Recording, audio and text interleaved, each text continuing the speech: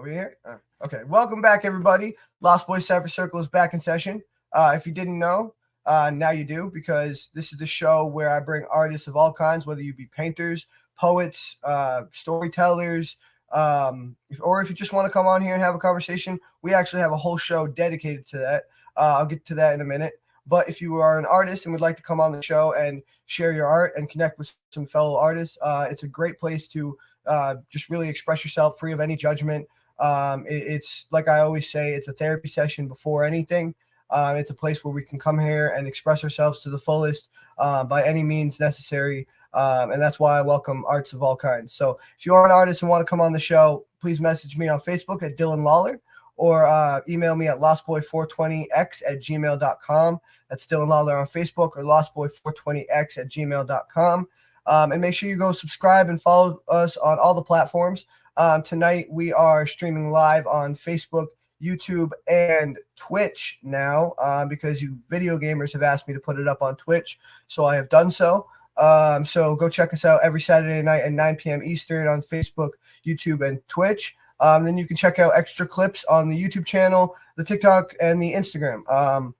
And then I will post the audio version of this episode everywhere else you see below: Spotify, Apple iTunes, Google Podcasts, Amazon Music, Audible, iHeartRadio, Pandora, and anywhere else you find your podcast. So make sure you go check that out and subscribe and follow us. It always helps.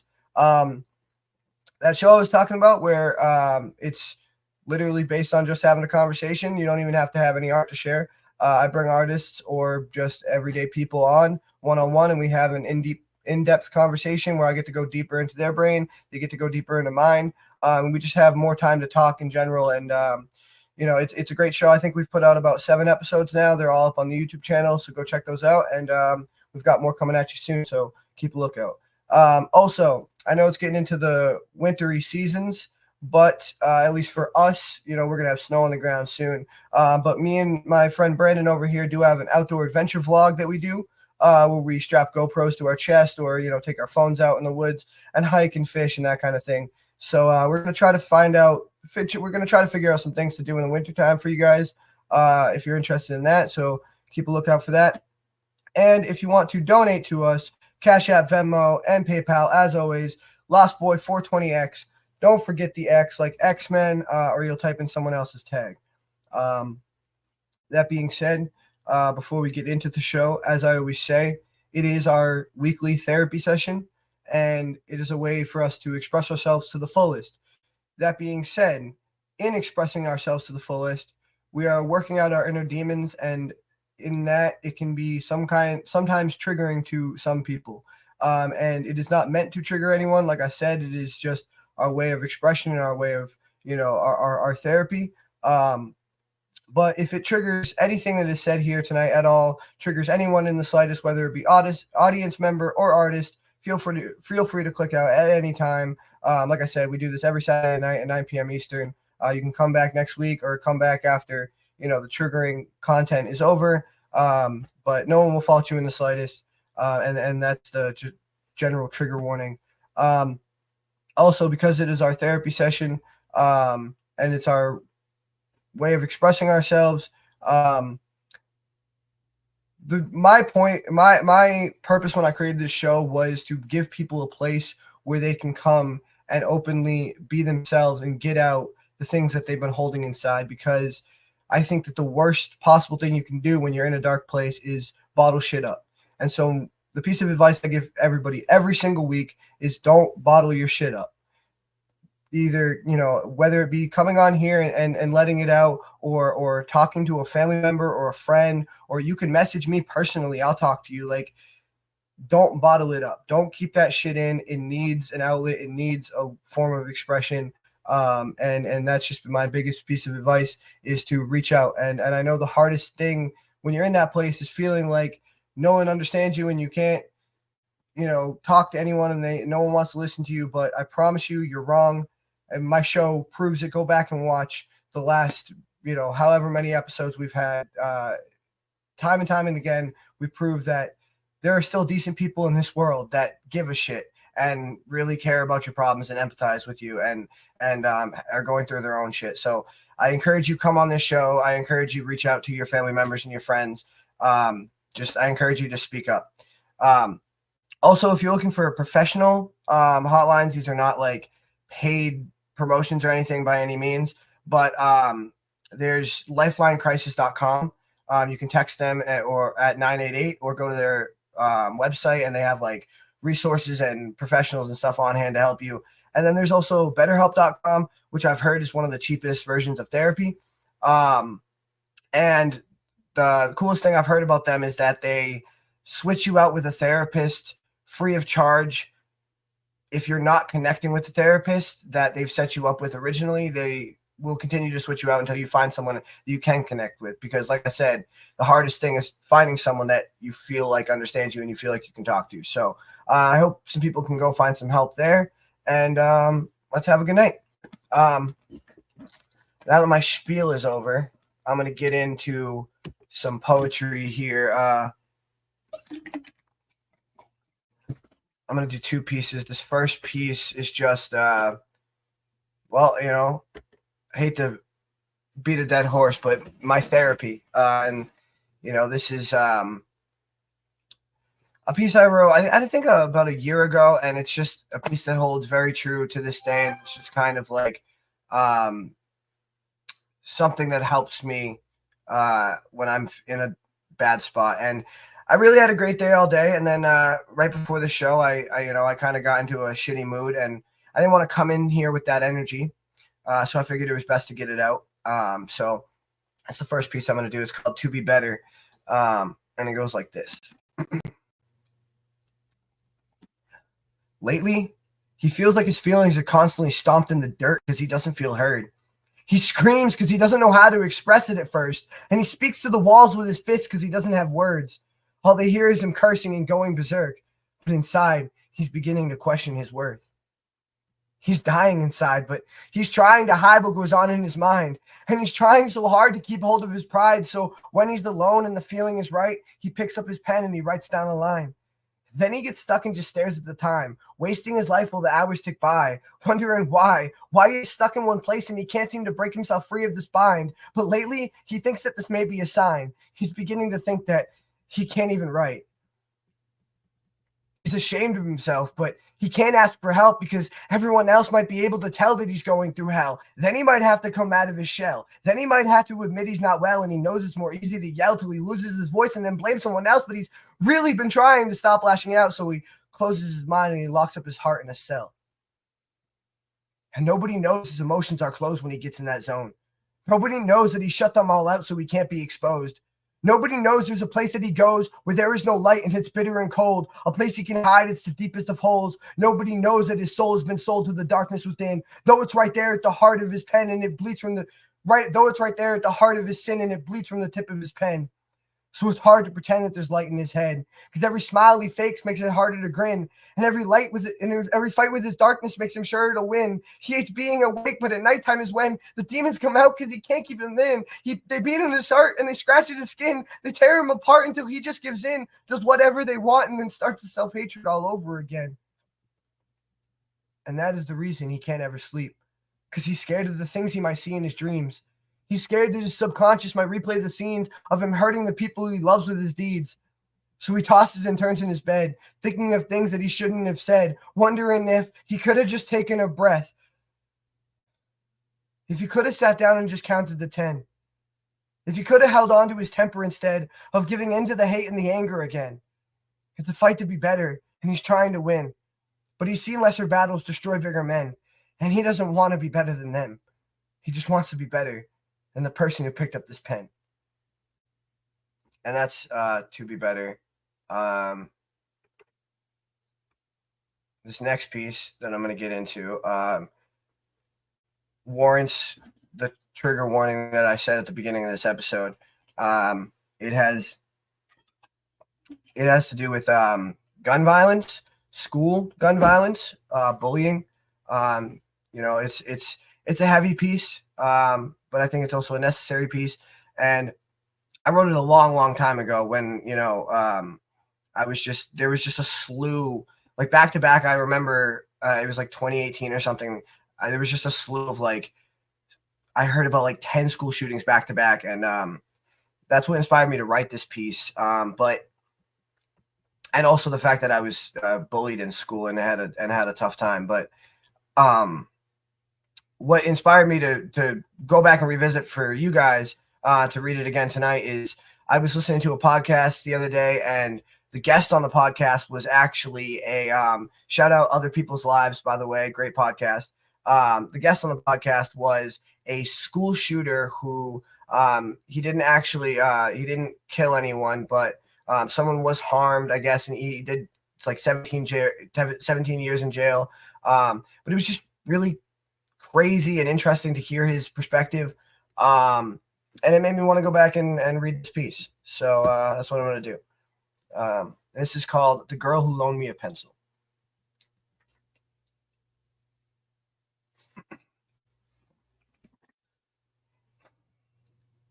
I tune into CNN tonight, and I see my school building in the background. They're calling it breaking news, as if no one wants to admit that something has been broken for a long, long time. All the teachers are crying as they stand huddled together outside the old brick building, clutching their chests as if to keep their souls from escaping. They stare into the vast, empty, and indifferent eyes of the camera, each of them wondering how such a wonderful kid could do something so horrible. But the only thought in my head, as I sit in the darkness of my room, eyes glued to the screen, is, how could she not? I didn't know her very well. I waved to her once, held the door for her once. She loaned me a pencil once. I saw her every day, but never asked how she was doing. I never asked because I already knew.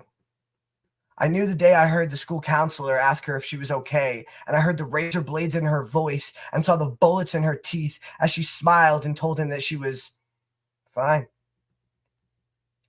I knew because I was there the day she got chocolate milk dumped down her shirt in the cafeteria. I knew because I was just 2 seats over as spitballs were hitting the back of her neck during midterms. I knew because I heard the fake coughing and the names they muttered as they passed her in the hallways. I knew from the look of hopelessness and despair in her eyes every time she looked up from her phone. I knew when I heard the sobs as I walked past the bathroom. When no one else did, I knew. I watched day by day as her sleeves got longer and the bags under her eyes got darker. I watched day by day as all these little things added up to something that somebody should have noticed sooner. I saw the list of names in class one day. Her name was the last on the list. Mine was right above it.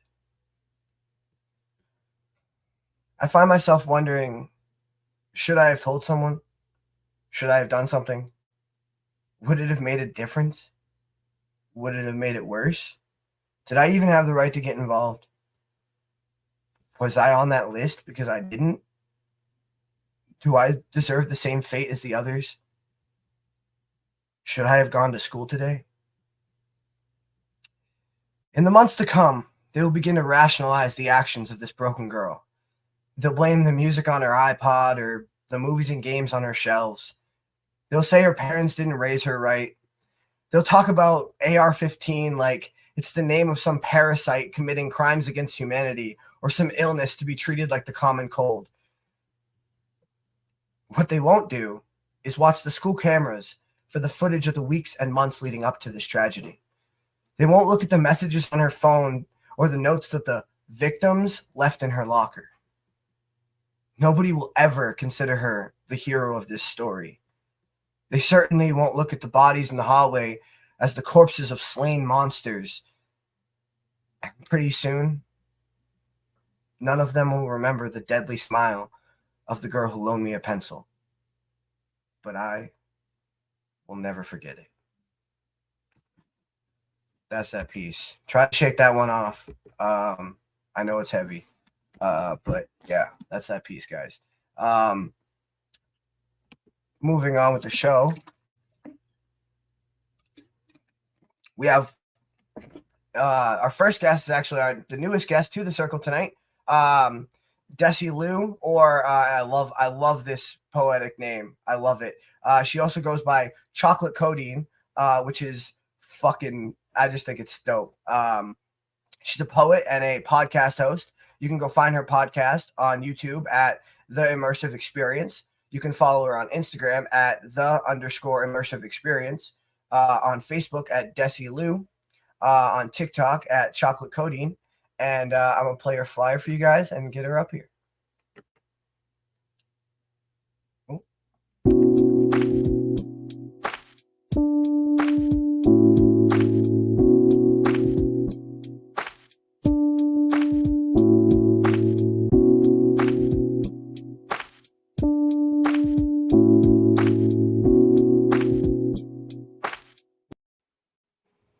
Hey, how you doing? I'm doing well. How are you? I'm good. It's good to have you on. Thanks for coming. Thanks for having me. I'm happy to be here. Super excited. I loved your pieces, but Thank you. I loved your pieces, especially the one with the girl with the pencil. Oh, superb! Because I think it's a ode to how we'll look at somebody as a monster, but we don't understand the atrocities that other people commit to help us become that monster that we had to become because we felt as if we had to protect ourselves. So Yeah.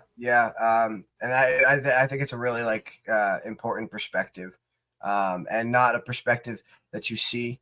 And that was something I chose to do, both in doing it from like the shooter's kind of like not the shooter's perspective, somebody kind of who's watching the shooter go through that pain, but also I chose a girl because you don't often hear of female school shooters. You don't, but Mhm. I feel like you know girls are bullied just as much, if not way worse, because I feel like, especially in high school, girls are bullied about everything from their nose to their weight to like, you know what I mean? Mhm. And so yeah, I felt like that was the perspective I wanted to tackle, and I'm glad you enjoyed it. Thank you. Wow, definitely. So tell us a little bit about yourself. I think found you on Facebook and some of your poetry, and I was like, wow, I got to get this girl on my show. This is amazing. So tell us about Yeah. yourself. Well, I am, as you mentioned, Desi Lou, chocolate coating, the poet, actually. And I've been doing poetry for a really, really long time. And I mean, and my relationship with poetry has been on and off. One of those, one day I'm into it, the next day it's probably like, but like you say, it's therapy for me as well. So, um, when I write, I just try to write the truth of what I'm feeling in a moment, even if it is from somebody else's perspective or if it's from my own experience. I want to be able to convey the deepest sense. I write a lot. My poetry is very, very spiritual, gangster type. So like it's really like You'll all catch of me you'll wrapped catch a into lot of one. that. You'll catch a lot of that on this show. Yeah. I feel like that's a very apt description for a lot of the people on this show, spiritual gangsters. I mean that's I actually um one guy comes on here. He refers to himself as a word warrior, and that's something I really like too. But spiritual gangster. I'm gonna start using that. I like that. I'm a Yeah. spiritual gangster. Yeah, because you Yeah. you know you gotta protect your peace, but you gotta protect your peace. You know what I mean? Absolutely. Yeah. And you got to It goes put the both art out ways. and to make sure that I've I've done theater for the most part of my life actually. And so just being in theater has helped me understand how words are able to transform. So if you convey it effectively enough, emotionally enough, if you use the a rhetoric that can appeal to people and the things that they're going through in a moment, you can touch them, you can change them in an instant. Your words can be the words that'll make them change their mind about committing suicide or to anything, quitting their job or something of that nature, or even starting to build their dream, to quit their job, to so you just have to think about the impact that you have. And that's why I've always loved words. And so that word warrior is that's tough. I like it. I like it a lot. Yeah. Yeah. We're a big fan of like not necessarily catchphrases, just like it in we're big on just empowering ourselves because through poetry, because I feel like a lot of us anybody who makes any kind of art, really, whether it be poetry, that's why I have all different kind of artists on here, is I feel like all artists have been through some shit, or have some kind of need to help others through the darkness, and I feel like that's where we all kind of connect. So yeah, I really, yeah, that's really, that's the mission here. That's why I started this. That's why it's a circle. It's a more than just a podcast. It's a community, and when I bring people into it, like, we are warriors fighting uh, with our art against, I mean racism, poverty, fucking Absolutely. inequality, just just the evils in the world, Yeah, and I feel like we can't. No one person can do that alone, right? You absolutely. need people. You need a community of people to come together and all believe that they can fight this impossible fucking war. You know what I mean? And that their voice actually means something, that it can actually, echo and make a sound, and you know what I mean, and have an impact. So absolutely, absolutely, I love that. Yeah.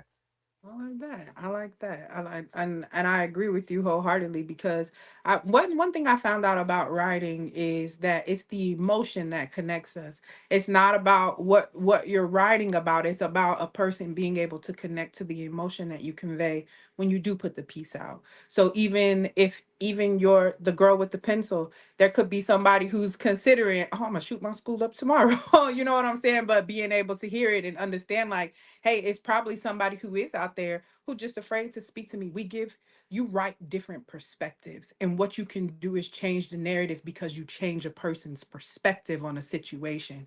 So I think it is important to have that circle, to have that community, because you don't have places where you can be yourself. I think the hardest thing for an artist, and I feel like that's why a lot of us are so lonely a lot of the times, is because we're misunderstood, because our emotions that nobody will ever connect, because everybody wants to skate on the surface, and that's not how life works. There's a lot more exploring to do. If they say we've only explored what 80% of the ocean or 90% of the ocean or something like that, Mm. and then think to yourself, how much of yourself have you explored? And probably only 10% as well. So absolutely. It is a, and that's the thing where it comes into, they say we only use 10% of our brain. I don't think that's true. I think that what that means, we're using the whole thing, and what that really means is that we're only living up to 10% of our potential. you know Right. You're only and I aware think, like, 10% of the time. this is a vast, vast ocean, and we Yeah. have not even broken the surface of it.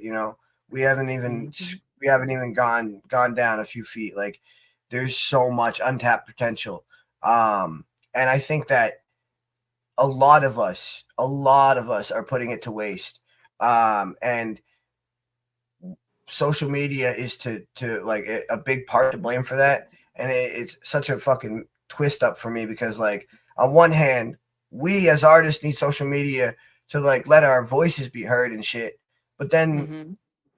then you got fucking 12,000 hours of people doing fucking little yachty dances or whatever, Okay. and then it's like that, and it's just, that's what just people are scrolling through, and it takes every video is 15 seconds, and so their brain is just sitting there on fucking, and they're not there's no potential, like, they're not you doing anything with their potential. They're just watching other people waste theirs, you know what I mean? Or, like, and I just like the fact that as an artist I can use my platform to try to, like, break that mold, and, like, Mhm. that's why I try to make, when I have time, as many 15 or 30-second clips of this show as I can, because I want it to be, like, not garbage going through people's brains, like, valuable content, shit that Yeah. means something, shit, Food something for the that has an soul. impact.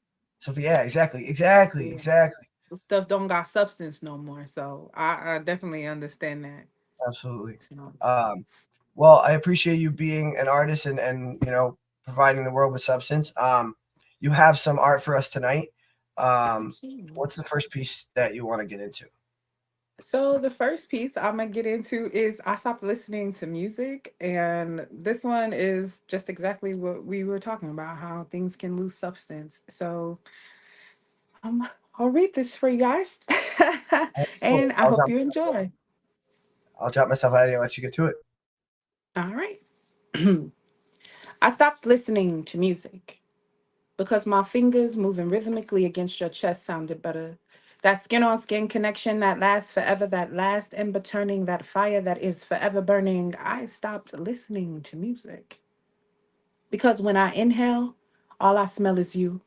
No sound could be sweeter than the smell of you. Your sweat is like morning dew. I'm infatuated, and the very essence of you is truth. I like to pour out my love in the form of blues, play to the chords of ragtime about our time and love in its many different hues. Or maybe we can lay in bluegrass, far in the country, fly away on Delta blues, swing our way through the bass line, that old school rap. Or maybe we'll big band and play a blue note of contemporary jazz, letting our love cross over to Dixieland with flair and lots of pizzazz. Our love is like a hip opera, the way my body rocks and rolls next to you. Techno for a sweet note, modern soul for the neo soul, or maybe we could just relax to a quiet storm, soft and warm, that gets you out your body or form. Or maybe we could just lie and look into each other's eyes as I DJ the heartbeat. Oh, as I DJ your heartbeat to the inclination of my fluctuating emotion. Music is toxic, but your soul is the purest form I know. I stopped listening to music because it died to me lyrically. I stopped listening to music because I'd rather listen to the tales of your heart and lie here with you physically. Thank you. That is my first piece. It's called I Stopped Listening to Music. Ooh, Thank you. yeah. All right. Oh, dude, man, and I love that fucking. I love that last piece or that last line of the piece too. Because it really encapsulated the whole the essence of it is like human connection and love is so much more powerful than anything you're gonna see on a fucking anything you're gonna see on a screen or any fucking this mumble rap garbage that's going through the speakers nowadays. You know what I mean? It's like, Absolutely. but man, I loved how you took each emotion and paired it with a type of music, and then Yeah. took that and drew it out further into these vivid scene like this these vivid scenery and this vivid imagery that you painted and then you came in and not only that but you were sprinkling in both rhyme schemes and metaphors like it was a rap, and that's Mm. something I really like. With the Delta airline line was like Hmm. that's straight out of a rap. Like that's a bar right there. That that Okay. fucking your metaphors are fantastic in the way you paint your imagery and then use that to connect it not only to an emotion but then to a type of music and like you just kind of painted this tapestry of different sounds of your heart, if that makes sense. Mhm.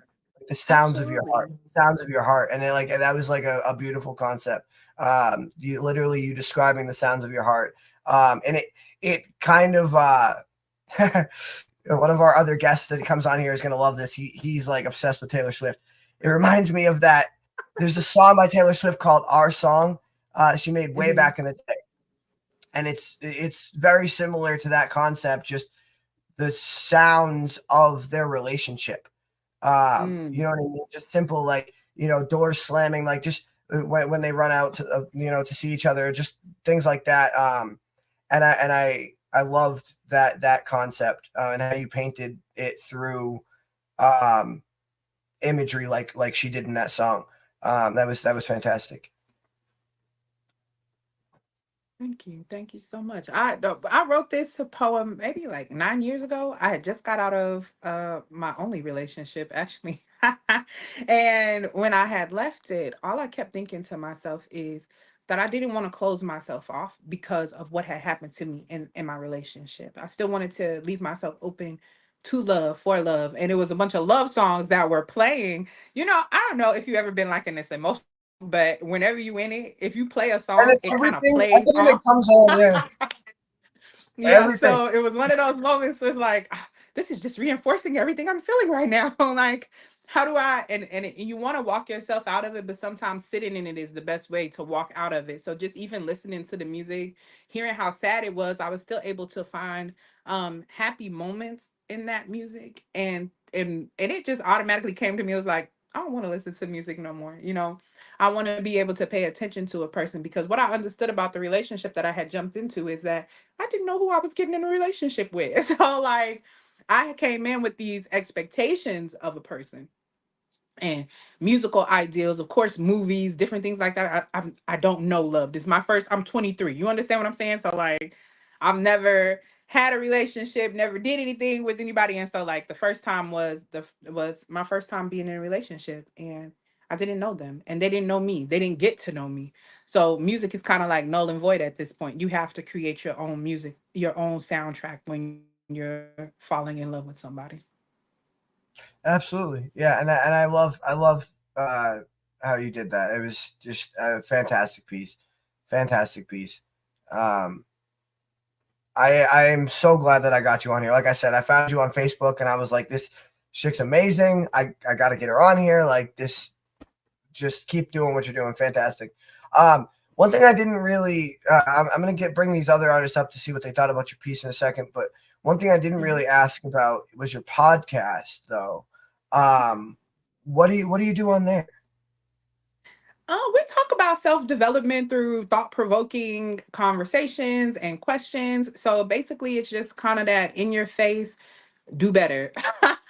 Like, yeah, you want something, now go do it. Okay, yeah, that hurt. Now, what are you going to do after you process the emotion? So that's really what I'm about. And I promote self stories, different things like that. Even if you wanted to collab, I'm always open for that, because I would love to Oh have you yeah, on my podcast as well. I'm all absolutely. about Absolutely. collaboration and just, well, I'll call it cross contamination of viewers. You know what I'm saying? So like, just to give them something else to look at, to give them Oh, some I'm big on opening people's mind to different aspects. So what's big for me is perspective.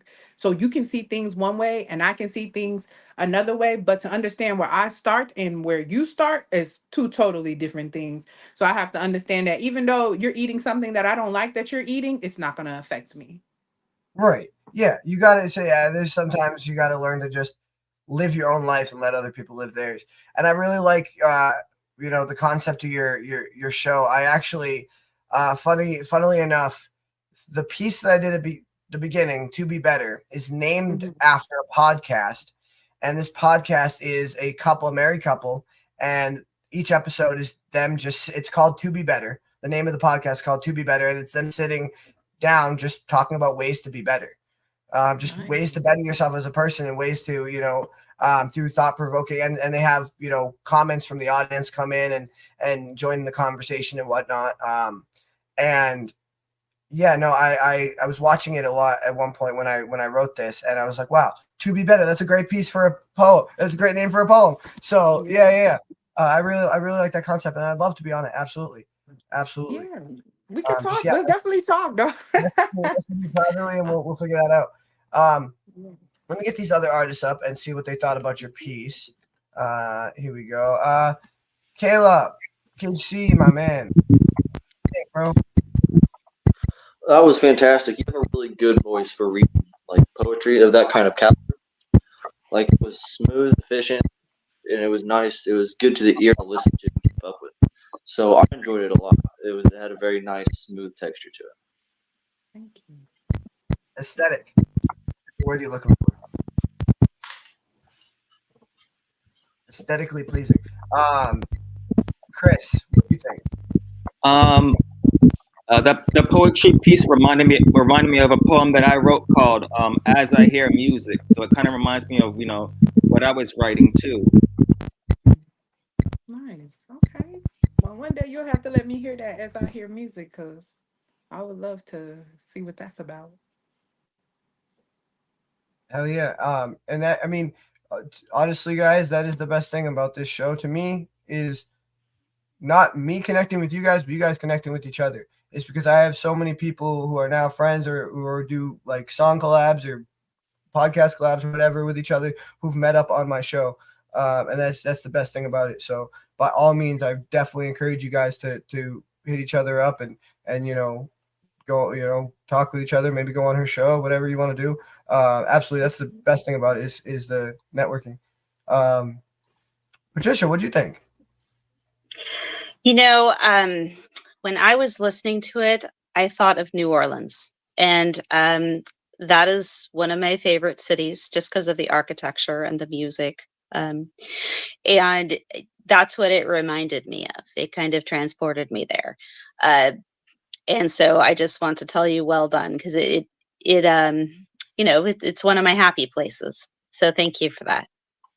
You're welcome. Thank you. Yeah, absolutely. Thank you for sharing that with us. And we will catch you again in a few minutes for your next piece. All right, perfect. All right, guys. The man, the myth, the legend. I need to say no more. This man's been on here since the second episode, which is really our first episode. That first one doesn't count. So this man's been on from the beginning. He's a legend. He's just one of my best friends and one of the best guests on the show. So please welcome Caleb or Cage C. You guys can go follow him on TikTok at Cage C 790 and check out this flyer.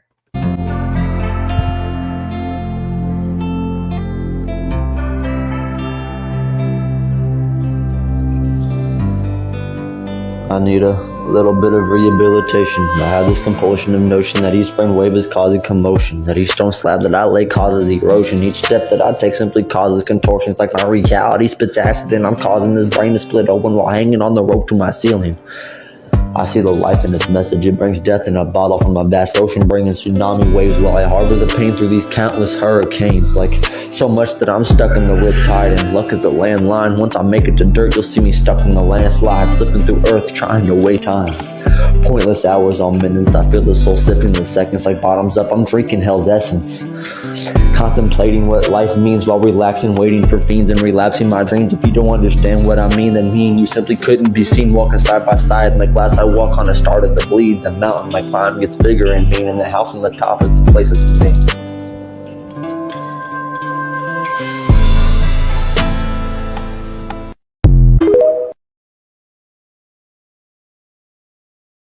What up? Good. Was Hey, man, good. I love that. And fucking, bro, we gotta get you. Fucking. I gotta get you a fucking because that shit. And I did. If I don't know if you noticed, but I went and tried to like increase the sound quality as best as I could. But like there are parts where it was like I wanted to hear the end of a bar that you were like, you know what I mean? Because you had a set, like I heard the setup for a bar and then it got too quiet or whatever. And I think that is fucking TikTok's fault probably, or your phone. But regardless, that was honestly, I think the best flyer that I've ever made for you. Like best video. I mean, this one, the first one that you sent me with a beat. But and that's shit. I think that's part of it too. Is the beat is the fucking beats too loud? But man, like I love hearing you behind a melody.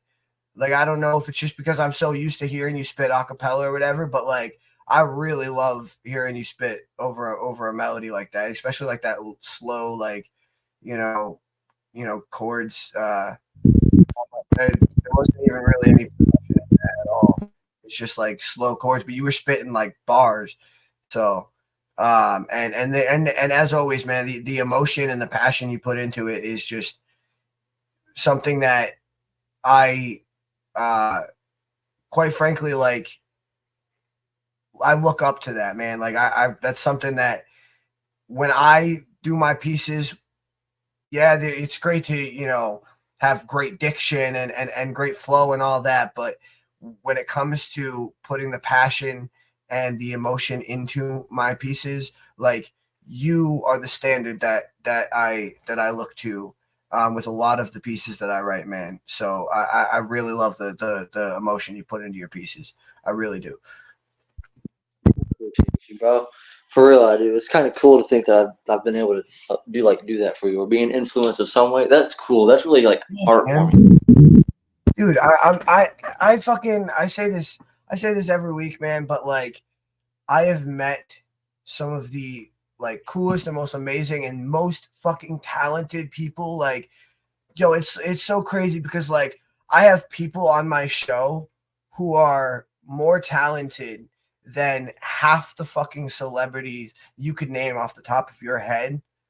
And it's just like so crazy to think that such like like I was talking about with Desi, you know, such untapped potential is just sitting in this well. And it's like, that's why I try to bring them on the show and bring it to light, because it's like, these people are just as talented as fucking, you know what I mean, as any name brand artist, just because they have the brand behind them that they're, you know what I mean? So that's, I trust me, I know talent and you've got it, man. You just seriously keep doing what you're fucking doing because, well, actually, keep doing what you're doing, but keep adding beats. That's beats like that's something like I was talking to you about this earlier. We'll go over this more in like private messages or whatever. But I don't know if I was telling you, but I've been working on me. A friend of mine and me have been working on making beats and getting some recording done. So when that comes to fruition fully, I definitely want you in on that, man, for sure. Because acapella is fucking on a beat is just like another level. And I've heard you, and that wasn't even the best. Like I've heard you on a beat before, like, and just like I said, man, just keep doing what you're doing. Keep doing what you're doing, and fucking, I really think that the fucking sky's the limit for you, bro, for sure. Anyway, Chasing, bro. most of my audience knows you. We have new guests on here. Want to like tell us about yourself, who you are, what you do? By all means. I mean, there's not much to tell. I mean, I've been writing since I was 13. Okay, so there's that, and through the years, right, I'm schizophrenic with a DID disorder, dissociative identity disorder. So that's how I write. So sometimes I be choppy, sometimes I'm not. It all connects if you really pay attention. Everything will connect. Anything I ever put on here connects to something else because my brain is just like splintered that way. So that's a lot of what my work is based around is schizophrenic thoughts or violent thoughts that I should probably put on paper and not actually put out into the world. I mean, you know, that's the thing though, is, and that's what I was saying at the beginning of the show, is the worst thing you can do is bottle it up and keep that shit in, bro.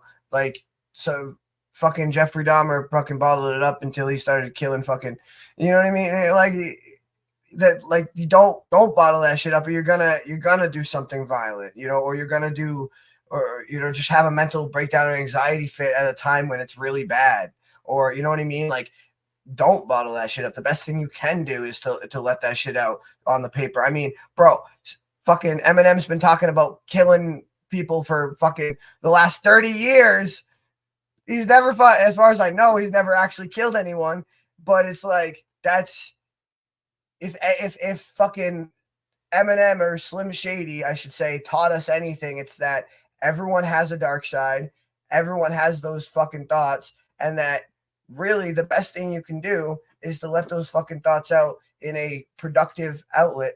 And if that's not productive, I don't know what is, because he's almost a billionaire. So I know, you know what I mean? Like, yeah, man, like that's you, and that's 100% you. And to do anything else would be not only an insult to yourself, but an insult to your work and an insult to every other artist who you're showing it to, or any audience member you're showing it to. It's like, if you're not giving them your 100% you, then what the fuck, what are you even doing it for?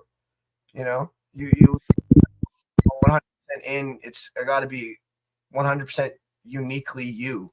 And, you know, it's, you don't want to be another fucking, like, another brick in the wall.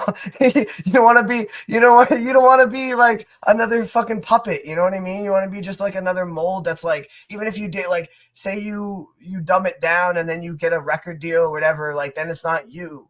And then you're just like another one of their fucking molded sculptures, you know? It's like, fuck that. No, you be you all the way. Absolutely. If you can't read how you wrote it, then I don't want to hear it.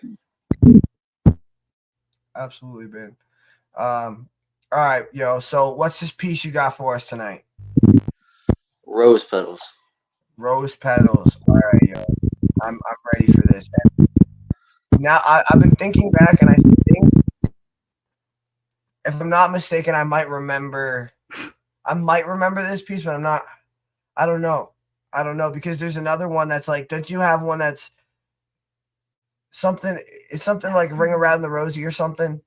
That's like something similar. I can't remember. You mentioned, maybe it's this one I am thinking about then. Or Red Ribbons. Maybe it's Red Ribbons. I don't know. You have so many fucking great pieces though. You were telling me it was like an older piece, right? So I was trying to think back and see if I can remember it, but anyway, I'll just let you spit it. If anything you'd like to say before you go into the piece, by all means. But if not, just jump with somebody and get to it. Hopeless like the falling rose petals, red to brown if you let the blood settle. Heart of metal to reflect direct hell. Fell into a hole so deep, my head's frail, feet of lead so heavy. Each step's a rep that represents I'm passionate. Committed to the passages, imagine this. A brain of laceration, compact with the past, embrace it, to face it, cause I raised it, and I don't face shit, and shit don't faze me, but if it did, you get brain, see? I'll create a legacy before I let the red stain, before I let the pain drain, I'll leave a grain of sand in eyes that never want to open when the image is always myself. Praying on my knees, hoping. Whatever these thoughts are, I'm not coping. I refuse to deal with these emotions. I reject them like they're bad toxins. I reflect them like they're bad omens. So when I'm low, I'll be able to reject myself frozen with a dozen cuts that seep poison. Dripping to the ground without reason, these emotions are bleeding while the ground is feeding. I'll let the grass grow greener. Fuck emotions, I'll get meaner. Fuck this commotion. Wash my hands and watch that dirt fall to rubble. It ain't worth the fucking trouble. So when shit's obscene, you create a scene. You put it up on the big screen and be a fiend. You say fuck it, be mean, so fuck it, be seen, so fuck it, come clean. I have 3 hearts on my sleeve with busted veins that leak through the creases. I watch limbs fall into pieces and dreams are the only dreams I can remember. I can tend words to paper to forget the past, to pass over it, but history repeats itself, so I'm stuck with it with drunk visions. It's like a prison without its walls. Free but damned to a static creed that leads to make believe, so I'll say my piece, so make peace with it. The opinion won't change, every page will be the same, written like I'm committed to this pain with eyes that can't handle the strain. A pen that only writes when it rains, it doesn't listen, it's like it's on its own train. Thought bubbles over my head that said everything I want to hear, but with so much in it, them thoughts just disappear, and that cost is my biggest fear. They cast a line and wait for them fucking fish to appear, it's like hell to an impatient ear. So I'll just have to steer my wheels on new gravel, unravel new marbles, another dream. I dream to travel, the fact that in my mind the city's civil, nobody toting pistols aimed at my chest, a place where I could place my feet in the crest and understand where I stand, till the land moves and my brain begins to crumble, a beautiful city turned to rubble from a severed stitch, hit with an emotional pitch, hitched to a conditional pistol, a fistful of grip, chrome barrel to brain marrow, looking through a mirror, my eyes like black tar, a wannabe hero. I want to be pulled by the trigger. I figured the cost isn't worth the picture. It isn't worth these fucking fixtures. A broken frame with the memento of us froze cold of what we could have been, but with that picture broken, frozen, there's no reason for you to remain stuck in my memory like there's no reason for you to remain a memory stuck in my liver like Hennessy. Problems get drunk and swell, bust and leak resin. The residue of tears, the hell I bring, you choose. Left bruises on my brains and I still restrain the demons. But when the ropes shake and those chains break, fuck the world, I'll pretend those thoughts are fake. I'll suspend creative energy from severed ropes and busted chains. And when bruises, heals, and tears reel in, I'll drink the Hennessy till I forget that memory and drop that trigger finger. Pull the barrel from marrow and release the handle. Rubble or dust, the city strong, rebuild the wall stronger, so next time they won't fall. So next time when the world shakes, my feet remain in place. No more broken veins, soak in pain. Lose restraint and break away. Lose control, you'll lose your way. Don't fade away. Forget the pain. Forget the rain, forget the cuts, forget the veins, forgive my pen, forget my sins that collect in tins. I sell them by the dozen, or should I rearrange them like a puzzle? Figure me out, good luck. When even I can't handle the counsel, riding the carousel stuck in a loop. They group immediate action and fill potions with poison. Like it's attempted murder to my emotions. Pour a cup of a glass half full and sip the poison. Till you feel less empty and your brain's warped, then numbs the pain. Cause a ceasefire in the battle and be god of your own war. Repair torn limbs and dreams evolve from fiend. To the monster behind the scenes built to resolve the falling rose petals. Red ovals, the symbol of my mistakes, hopeless like the silent sound they make, falling through the air without reason, a breeze to carry the leaves. And if I dream to travel, then I'll follow this gravel until I discover new marvels. Get lost till tomorrow and forget the sorrow, at least till tomorrow when my dreams forget to unravel.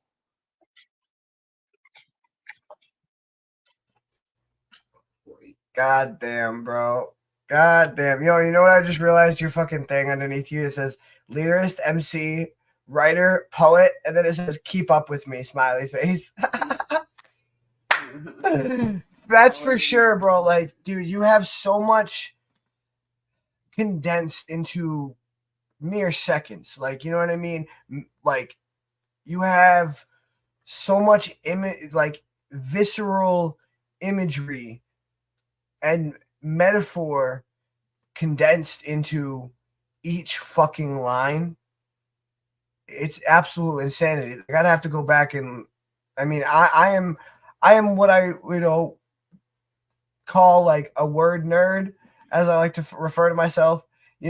I'm someone who is, when I listen to something, obviously I'm ingesting the emotion and whatnot of it, but I am somebody who's picking it apart lyrically by the metaphors. I'm picking it apart, and for you with your shit, man, it is so hard because by the time I have picked apart one or two lines, right, you're on to three or four more, and you have just, it's so fucking crazy and elaborate how you string them all together, though, and how, if you go back, because knowing you for a year and having experienced your work that some people might not know, and like you were talking about at the beginning, is everything connects, and it's something I didn't realize until like maybe like 5 or 6 episodes in, when you coming on the show, is all your shit not only connects with itself, but with the other pieces that you write. And there were so many, like, for someone who's a fan of you and knows your music and knows the stuff that you write, like, there were so many little things hidden in there from your other songs. So I caught that. And then I also just was essentially trying to piece together your puzzle as you, like, because you took me on this journey, right? But it was all it felt like you were talking before, like a fractured mirror, you use the word splintered, but at the same time, all a cohesive piece, and all something that, like, all the metaphors kind of loop back on each other by the end. And that's something I love that you do, is you start your pieces and in a very, I wouldn't say aggressive necessarily, but just, you start in an elevated state, and then by the end of all your pieces, most of the time, it's a sense of calm, like all the pieces have like fallen in place in a way that, though the mirror is fractured, you're still able to see a clear image. And like, I love the crescendo and then the like the rise and fall of your pieces, but how you kind of take the feeling you had at the beginning and then restate it at the end, just like they teach you in English class, right? That's just the best thing I learned from English class. I swear to fucking God. Restate your fucking thesis in the conclusion. And it works in poetry so well. It works in music so well. And you do it in a lot of your songs.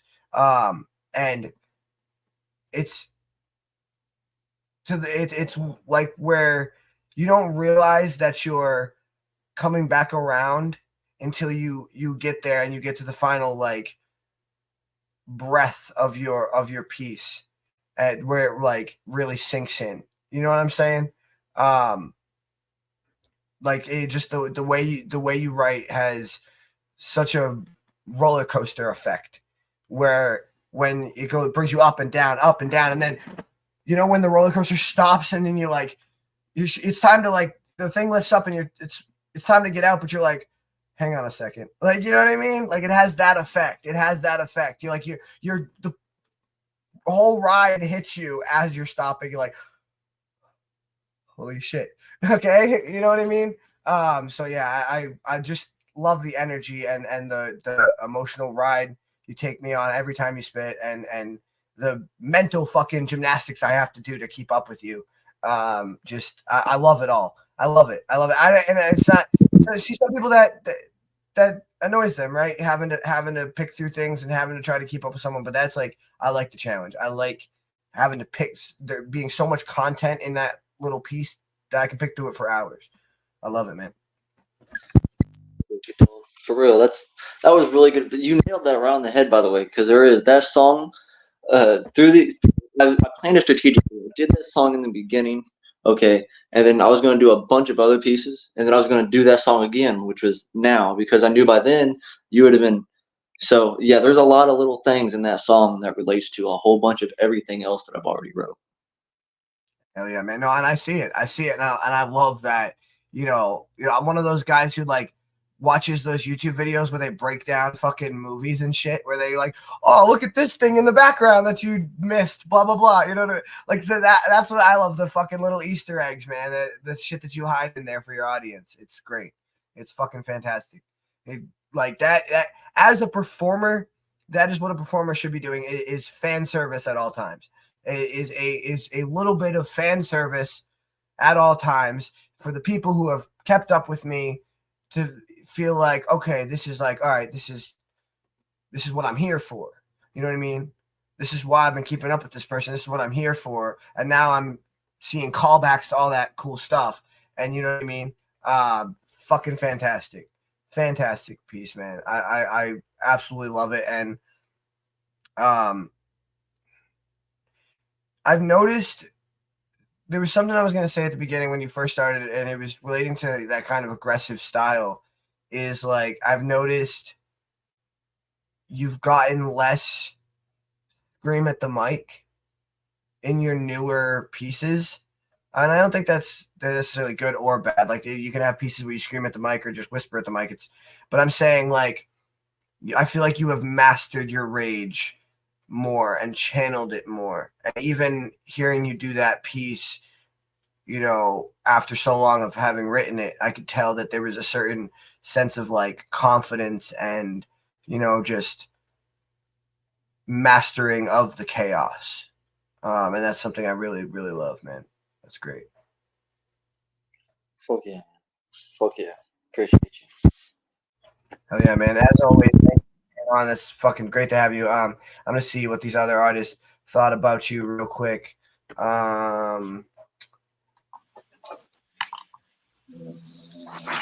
Patricia or Miss PR Infidel. Hi. So you have a very tight writing style, is how I would put it. That means that you pack a lot into a little bit of space. And I love it. It reminds me very similarly of Eminem's work. But to me, I thought it was better than Eminem. I thought it was cleaner. Not that I'm against cursing, but I feel like he almost does it too much. You know what I mean? So you had a little in there, but it wasn't excessive. It was just right. And there was emotion and there was that tight writing that you just pack a lot in. And it was very enjoyable to listen to. I appreciate you. Thank you. 100%. Thank you. Chris. Yeah, so it reminds me of being like a gladiator in a coliseum, just attacking all these different things that are coming at you at the same time. So you're using poetry or your talent to, battle all these different things.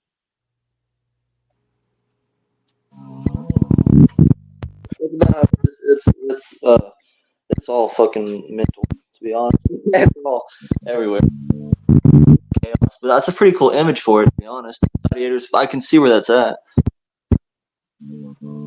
Yeah, it kind of reminds me of I don't know, Caleb. I think you've met James, right? James Hamilton. Yeah. He's the one who has coined the phrase "word warrior," or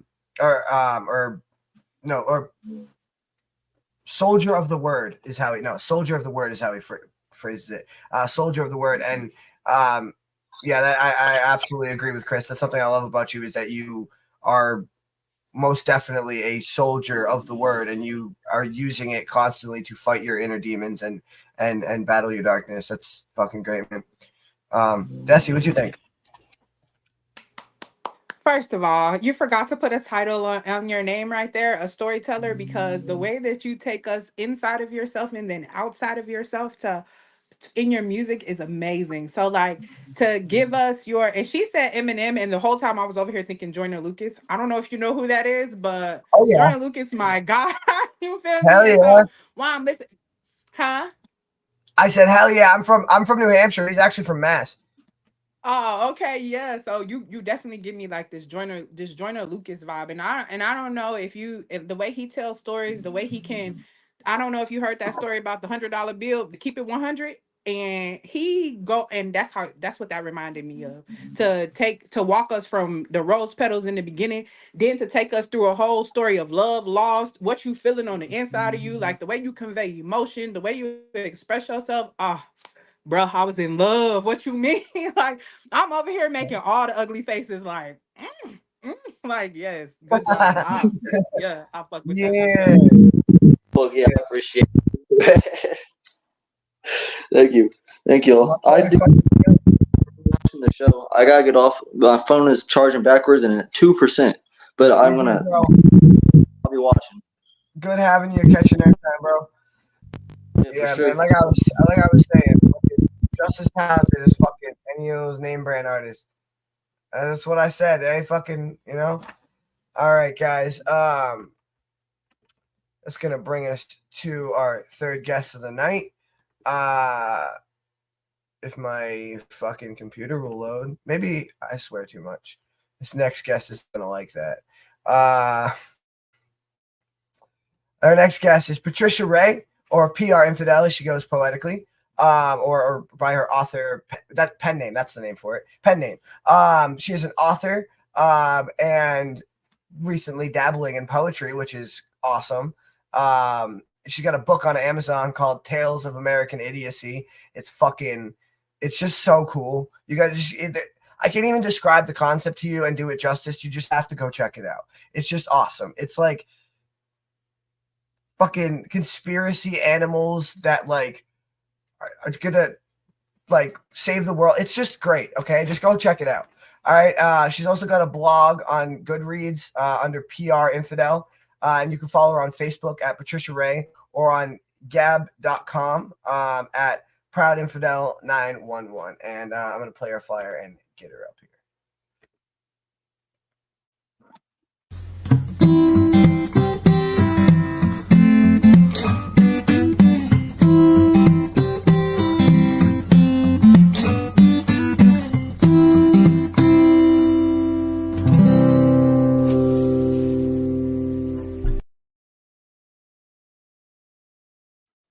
Hey, I was supposed to take the cap cut at the end of that, but okay.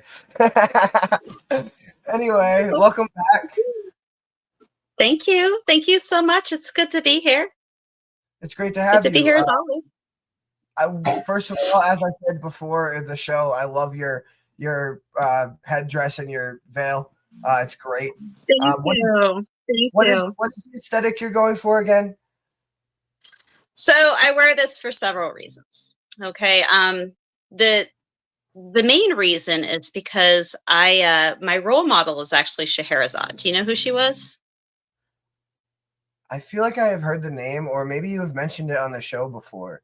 But Yeah. no, So she was the heroine of Arabian Nights.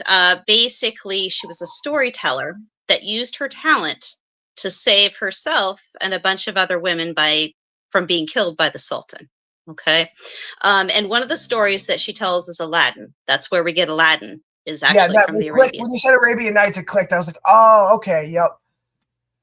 Yeah, and there's other reasons too, but I'm not going to go into it. The other main reason is I'm very eccentric, and I wanted something that kind of went back to my service as a GWAT veteran, because I did go to Iraq. So I wanted something that kind of pull from that area. And it's fun. It's fun to dress in crazy stuff and do artistic things. And you know what? And I feel like not many artists nowadays like have their thing, like have something that really like visually, obviously artistically we all have our own thing, but visually sets them apart. I have one guest who hasn't been on here for a while. She goes by the name Beelzebub. That's actually her birth name, if I'm not mistaken. And she wears masks that she makes herself, and has partly to do with her own mental health, but it's because she is creating the this faceless artist kind of motif, like Slipknot, or I can't think of any else, but you know what I mean. But it's very unique, and I like when an artist has their visual like thing, like for a while Eminem, it was the Slim Shady, the blonde hair, you know what I mean, it was instantly recognizable, or everybody has their kind of like aesthetic. But I feel like that type of thing is fading. Like I was talking about with Caleb earlier, it's so easy to just fall into kind of a mold. And right. I like that you do things to set yourself out from that mold. So thank you so much. I appreciate that. Absolutely. So tell us about yourself, what you do. Obviously I know you, but they don't.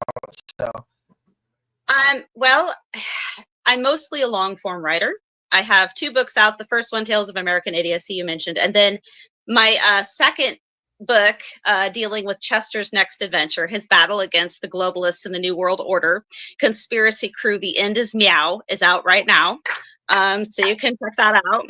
That is, I kid you not, that is my favorite title for a book ever. I have never heard a better title, ever. Thank you. Oh, The End is Meow, dude. That's so good. It's so good. The End is Meow. I'm a big dad joke person, but that is just so good. That's so good. That's so good. Well, I'll be reading a little snippet from that later after I do my bird poem. So all right, cool. You'll so some spoilers. Yeah, you're dabbling in poetry now. That's awesome. So you've written a little thing for us tonight. And yes, I have. And I'm going to warn you, it's a little triggering because it is dealing with some of the things that are going on right now in America. Okay. It's, I don't want to spoil the allegory for you. I want everyone to kind of take it in and see what they get out of it first. But when I trigger, I don't do it to be mean. I do it so we can look at ourselves and discuss things before things get to a point where we aren't able to discuss them anymore. No, absolutely. And I found animals are a great way to do it. Orwell wrote Animal Farm. I read it and I absolutely fell in love. And I just really kind of adopted that kind of genre, and I've just been rolling with it. And so this poem is after that. So I do hope you like it. I will absolutely say 100% that I think, despite what you guys, your great opinions and feedback on my my piece, I think it is a much more fun-loving and more fun way to do it than describing the brutal murder of a bunch of kids and the bullying of us. Like the way I did it was a very like heavy, like I had to shake that off. And the way you do it is just so introspective, and it you bring heavy topics, like whenever you write, but you find some way to like bring some humor and some light and some like levity, and I just love that. That's so good. Yeah, I want people to This one look is to. birds. You said? Yes, it's about birds. It's called The Sitter. All right. All right. I'll let you get to it. Okay, very cool. The Sitter by P.R. Infant. Along a country road, lined with country vines, some eagles built a wire, and built it very fine. And they called the wire the Sitter, for the Sitter was the place where every freedom-minded eagle could squawk and show his face. On the Sitter they thus talked, on the Sitter they thus sang, about the serious, the fun, the trite, and the mundane. And because all speech was honored, even speech of such poor taste, bald eagles turned their speech to free, productive haste, building things of dazzling beauty, and expanding about their wire, improving all surrounding woods, swamp, and even mire. Thus they twittered on the Sitter, and they sat there with their chat, squawking little bits of this and little bits of that. Yes, they twittered on the Sitter. They twittered on the Sitter. As news traveled of the Sitter, it made it to blue jays, who rubbed their wings together as they looked upon the place. Why, this Sitter is so free, and so fine, and so fun. It is the best wire for getting things done. We'll go up to the eagles and light upon the place, and sit there pleading victim, putting pity on their face. And when they let us in, we'll take over all the wire, the swamp, the woods, and even distant mire. Thus, the blue jays twittered on the Sitter, and they sat there with their chat, squawking little bits of this and lots of bits of that. Yes, they twittered on the Sitter. They twittered on the Sitter. But the blue jays, with their plan, surely didn't come alone. No, they brought with them to the wire some strong and chatty crows. Now, the crows, though strong and fun, had flaws, as all birds do. Especially with forgiveness, many couldn't see it through. Except for one called Wise Old Crow. He was based as he could be, frowning deeply when the jays told crows bald eagles shouldn't be. But bald eagles didn't hear, and being generous and strong, didn't mind the crows, thinking all birds might get along. So they opened wings to blue jays and their companion chatty crows, and the wire became quite full. So it was, and so it goes, that all twittered on the Sitter, and they sat there with their chat, squawking little bits of this and lots of bits of that. And they twittered on the Sitter. They twittered on the Sitter. But the crows were not the end. No, the blue jays had more friends. They brought cranes, sparkling runes, and golden eagles too. All breeds of birds enjoying what balds had made come true. Well, except for the balds, they were quite stressed, for now they had more to feed, defend, and they had very little rest. They had to hunt more food for their families and all new friends, and sorting guest from invader proved a task too big to rent. Some, of course, complained, but the blue jays wouldn't hear it. You're just breedless birds, they snarled. Now shut up and endure it. This went on for a while, with the bald's beat quite low, until one of these verbal lashings reached the ears of Wise Old Crow, and he tore before the jay's dark feathers puffed out with his mood. Those balds built this wire, and they're producing most of the food. The least you could do for them is not be so darn rude. The lead jay sneered. Shut it, old timer. What is it you know? Look in the mirror. Why, you're just a crow. And crows have only one purpose these days, to echo our echoes and say what we say. Again, I challenge, what is it you know? Those balds are oppressor birds. Just look at them. It shows. And most crows agreed, and about Wise Crow didn't care, saying bald eagles are oppressors with their beaks in the air. And the cranes, wren, and golden sadly joined in, labeling balds oppressive birds and refusing to be friends. But they still twittered on the Sitter and sat there with their chat, squawking little bits of this and lots of bits of that. Yes, they twittered on the Sitter. They twittered on the Sitter. It continued for a while, with bald eagles thus enduring, trying just to survive and avoid unpleasant stirrings. But with the mood made by the Jays, this proved impossible to do, with hatred and unforgiveness all directed at them too. So they abandoned most of the borders and stopped growing most of the food, and the sitter became unpleasant and even more rude, until all throughout the wire not a bald eagle could be found. And seeing the balds were gone, Venezuelan birds came around, and the Venezuelan birds attacked all of the rest, taking over all of the wire and killing all the nests. And Old Crow had much to say about this unfortunate event. Were the bald eagles still here, this evil never would have been rent. And this time, wise Old Crow had the others on his side, even those who'd earlier tossed the balds much undeserved a ride, for they could see Old Crow was right, where the Blue Jays had been wrong, and that all birds on the sitter should have tried to get along. Said Old Crow, for if God has made all birds, that means all birds should be, even bald eagles. For me, that's plain to see. So the Blue Jays, thus accosted, were forced to confess and help all of the others find bald eagle nests. And searching high and low, they eventually found them, buried in the countryside with thick woods thus around them. And to the story of Venezuelans, the lead bald listened patiently. He was silent for a moment, then said, "Sounds like Breedis talked to me." The others stood in shock, their beaks down to the floor, but the lead bald wasn't done. No, he said lots more. For years, we opened up our wire. We made most of the food. We fought off most of the threats. We defended who we could. We tended all the nests, yes, nests that weren't ours, for we believe all birds should be, even those of you who hate us. For us, that's plain to see. But we can't anymore. We've worked nearly to our deaths. Many of us are ill.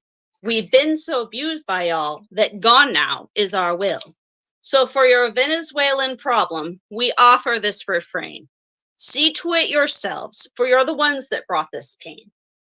When we warned, you called us Breedis, and when we squawked, you screamed, oppressor! Why, if memory serves, 'twas the same Jay now making strange confessor. The Jay turned pale as the day grew long, and there came from distant sitter screeching Venezuelan song. And the Venezuelan birds twittered on the sitter, and they sat there with their chat, destroying little bits of this and lots of bits of that. Yes, they chatter twittered on the sitter. They chatter twittered on the sitter until the sitter tore, lay in threats, and was no more.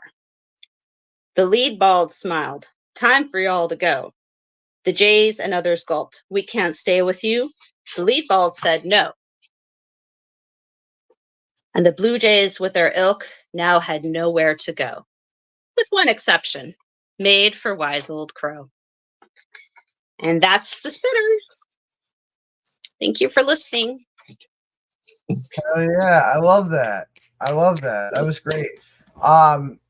So the first thing that I loved is, I mean, and this obviously comes from your background as an author, but your storytelling in that piece was fantastic.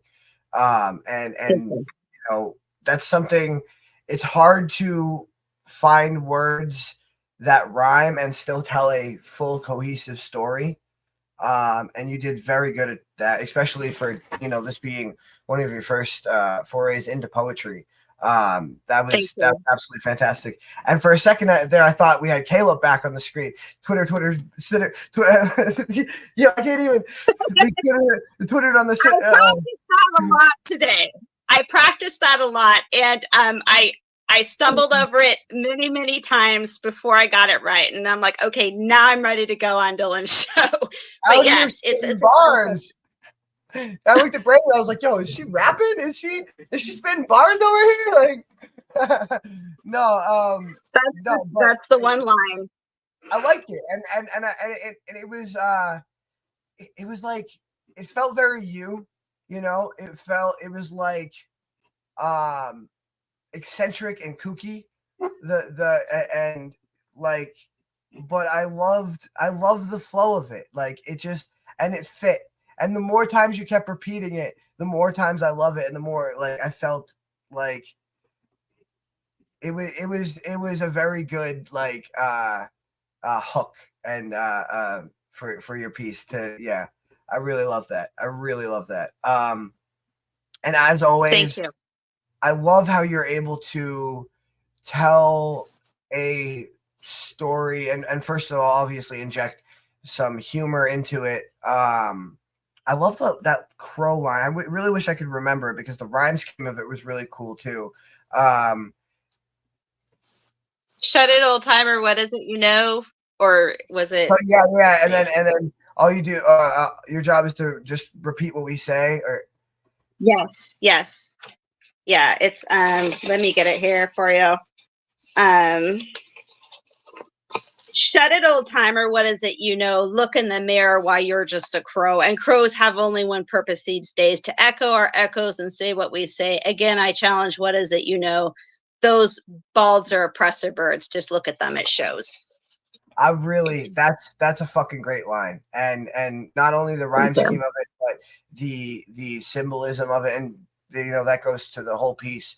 Is as always, you know, especially obviously in your conspiracy series, because that's really what it's based around. But you just have this way of bringing, using allegory to bring modern day issues into these sort of, I don't want to say like fun loving stories, but they are, like it's like it does have that Animal Farm vibe. It has that, like Yeah, it's hard to describe. I know what you're talking about. bordering on a kid's story, but then when you listen to it, you're like, no, this is for adults because this is talking about real world issues, and I love how you do that. That is such a unique. It's just such a unique thing that you do, and I think that you are one of the best that I've ever seen use allegory in that way, and compare and contrast, especially in that piece, the what's going on in nature and that with the political struggles and what's going on in our real world, and how you're able to intertwine the two and then tell a full cohesive story. And then that in there you added rhyming, and that was just so well done. So well done. It was like your conspiracy piece or your conspiracy book, but like elevated through like this rhyme schemes and metaphor in a way that, like, I really, and not to say that I didn't know that you could write poetry. I definitely think that you could be good at it, but just I wasn't I didn't know I could either. expecting that depth of you know first of all, rhyme scheme or metaphor, like to your poem, and you really surprised me with it. And I think that you take a lot of skills from your story writing into your poetry, and I think that it really shows, and that's a really strong thing that you have, that you work with, is the ability to tell a cohesive story, because that to me is always the best kind of song or poem, is one that can take me on a journey or tell me a story. And just fantastic. Absolutely. Thank you. So before I bring these other artists up, I feel like this piece could be speaking on so many things, and I'm wondering, is there one specific topic that you are tackling, or is it you are kind of leaving it up for interpretation because it is tackling multiple things? I have a good way to summarize it, but I want to see if the others can guess it or if they have any thoughts first. And I promise you, if nobody gets it, I'll tell you basically what it is with a sentence or two at most. Okay. All right. Sounds good. Sounds like a good little game here. All right, so I'll bring these other artists to see what they thought. First of all, Desi, what do you think? Oh, you're muted. Wait. I was enamored with the way that you told your story, and I was a teacher for 5 years, so it gave me a Dr. Seuss vibe. I used to read Dr. Seuss to my kindergartens every morning, and I feel like what you wrote is something I would have been able to read to them, and it would have kept them interested. what I got from your poem is a yes cost you everything and a no cost you nothing. People will show you how strong you are. Stop people pleasing. Really. Like, so, and that's what the Eagles had to learn. Like, the more you told all of these people, yeah, we'll share the line, and then understanding that people come in and they'll take over something. So keeping your visions and everything to yourself. And one other thing that I had wanted to tell you is you're a writer. So, in the expanse of you being a writer, you're also a poet, a musician, all of these things. You can write all of these things. The only thing you have to do is put your mind to it. But I loved your piece. I thought it was Thank you. absolutely amazing. Thank you So, so yeah, much. no problem. Yeah, no, absolutely fantastic. And yeah, I agree with what you were saying at the beginning is like it has that effect where you could read it to kids and they'll be entertained, but then you read it to Mhm. adults and they're entertained, and Yeah. it's such a broad scope to cover, and I love that. That's so great. Chris, what'd you think? I think it was an interesting story talking about, political issues, but it's using birds to um, talk about the issues that the birds are having, and then trying to live in peace, but they don't really live in peace. Yeah, that's good. Both those takes are very good and not entirely wrong. Now, see, All right. what I kind of took a lot from what I took from it is a lot of what Desi said, is when you give and give and give, and you finally run out of stuff to give. Yeah. It ends up being at a point where you're so broken down that you have nothing else left to share. Now other people start suffering as a result of that, and it just becomes this chain effect of suffering, when really what we need to do is come together as a collective. And it's like the or the what is it, the red hen or whatever, where she makes the fucking bread. It's like we all need to come together to make the Oh, fucking yes, bread. Chicken Little. I think it was Chicken. No, But not Chicken Little, Yep. but it was the lady who baked the bread, and she was asking all her friends to help her, yeah, but it's they like didn't want literally to like help her. we I need know to the come children's Oh, story together, Little you Red talking Hen. about. Little Red we need Hen. to Yeah. come together to help, and build and keep whatever community that we do build sustained, or it falls apart. And if we're not all a active part in doing that, then it falls apart. No matter what, it falls apart. That's what I took from it. But I agree. yeah, Yeah. by all means. So you're all right. You're all right in ways, okay? And I love what you took from it. The point of this poem, that what I was thinking of when I wrote it, is I was trying to highlight the idiocy of identity politics, how destructive it is, okay? And then also, kind of what happens when you abuse certain segments, okay? The people that are making most of the things, doing most of the things, eventually they give up, right? And then, like you guys said, eventually everyone suffers. The other thing that I'd like you guys to possibly take from this is remember that behind identity politics, there is a group of agitators, okay? And those are represented by the Blue Jays, okay? I think that the best, there's many things that you could call them, but probably the best term would be communists, okay? And they are agitating in order to destroy so that they can build their utopia, because that is in line with Marxist ideology. So that's what the poem's about. You guys are all right too, though. You just generalized it more, which that's not a problem at all too. I'm glad that you got that, and I'm glad that you'd be comfortable reading it to your kids, and that I reminded you of Dr. Seuss. I'm very flattered by that. So thank you for listening and for your feedback. Yeah, fantastic piece. And just also, I wanted to say fantastic reading voice and narration, and just the headdress and the veil really did the aesthetic for me. Like, especially when you started reading, I felt this, like, because you were talking about the storyteller in Arabian Nights, and I just got this. the second you started reading, I got this feeling of like sitting by a fire and just like, okay, now it's ready. It's time for story time. Like, and I got this sense of like this wise woman saying, "Listen here, children. Let me tell you about the universe and the stars." And like just the second you started, and I love it. I love it. So yeah, no, definitely stay with the unique aesthetic and just keep being you. Like I said to Caleb, the best thing you can be as an artist is 100% yourself. Thank you. Thank you very much. And I will catch you again in a few minutes. All right. Now we got Chris coming up. Ooh, my whole computer just tweaked out on me. Give me one moment, guys. And here we go. All right, we got Chris coming up. He's been on, I believe, once before. And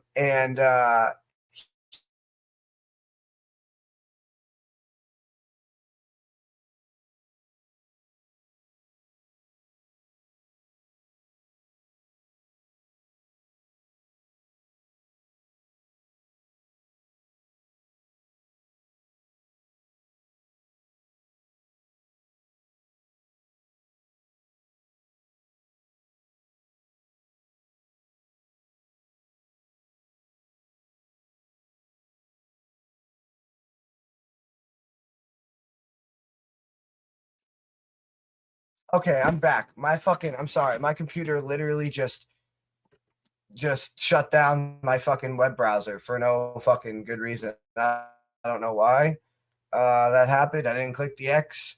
We're just gonna move on. But we got Chris coming up next, guys. He's been on once before. He's a poet, and he's actually got quite a bit of stuff going on. But he firstly wanted me to pop this up on screen for you guys real quick. If I can find it. Well, that loads. Let me just introduce him, I guess. Because I'm sorry, guys. I fucking hate technology, man. All right, give me my fucking phone. I'm done fucking this computer. Give me my phone. I'm so over this shit. All right, guys. Chris, he's a poet.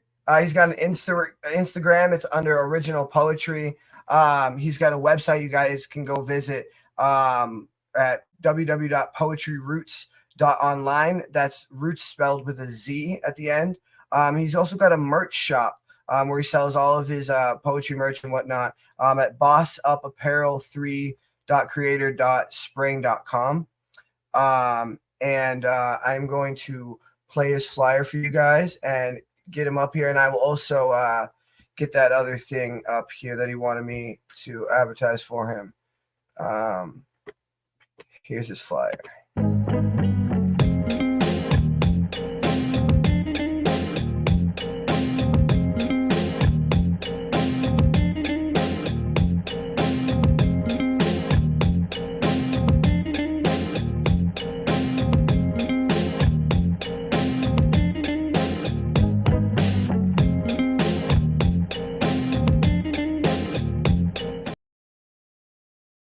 Hey, man, I am sorry for the technical difficulties here, but I did find that thing you asked me for real quick.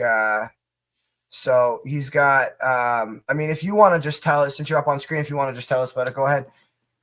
Yeah, can I share my screen?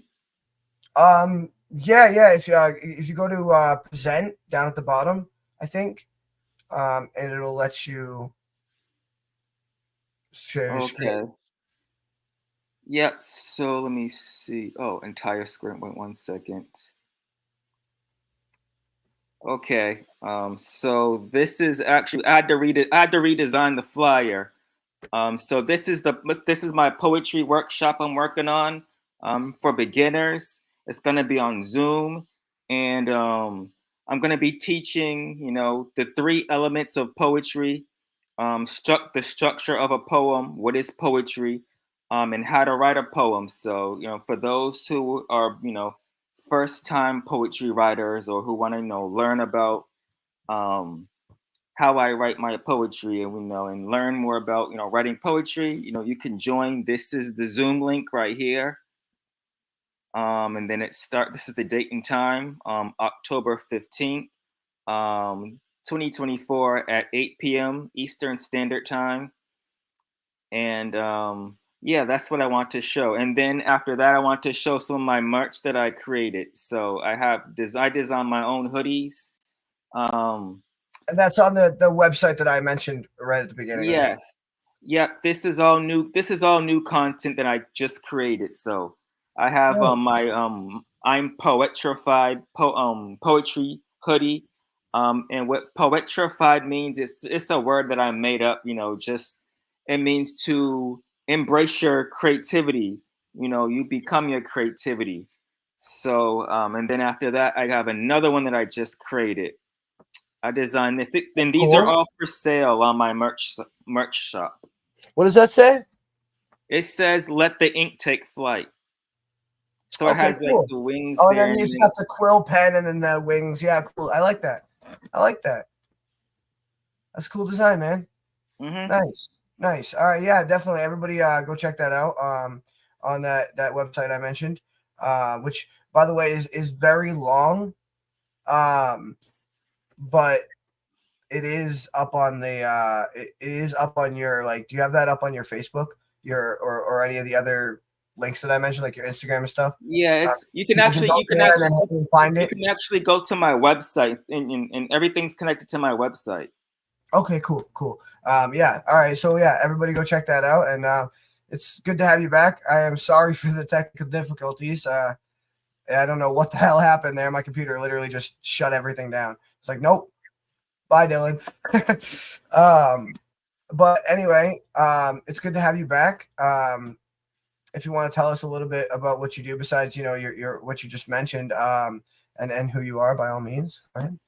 Yep. So I am a poet and a self-published author. I published 7 poetry books, which are on my website. And I have my own documentary. It's called I Am Poetry, where I talk about my poetry writing journey.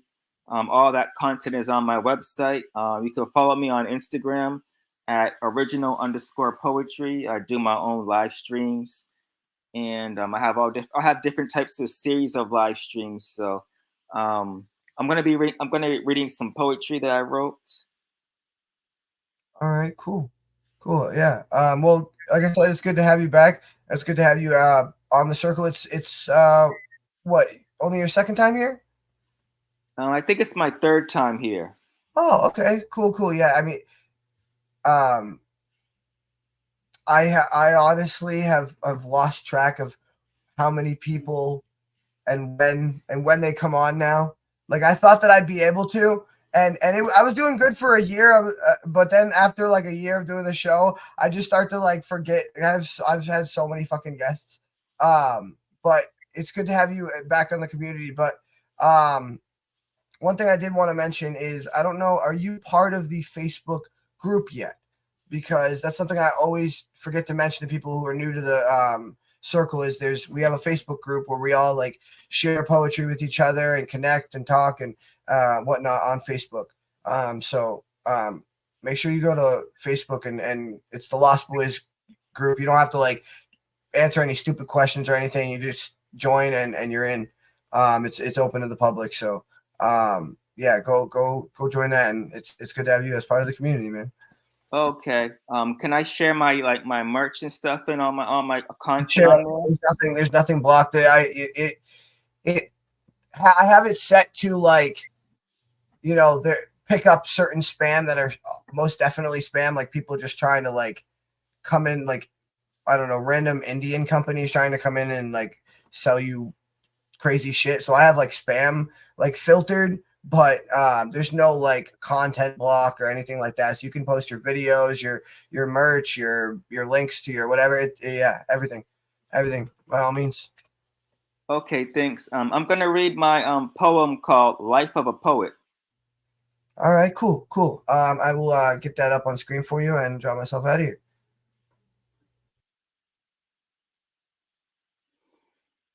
crafting solace from chaos, wielding ink like a wand to conjure unseen seams, flowing cadences like torrential live streams. The poet's words swirl like stardust, defying space, to capture the fleeting, the sublime, and the real. Ink spills secrets from the depths of the soul. The poet embarks on a journey very few dare to go. Roots of creative expression planted firm as adversity versus empowerment allows the poet to grow. In shadows deep, the poet walks alone, where whispers dance on pages, ink is sown, a heart that beats with verses yet unheard. A poet wanders seeking space.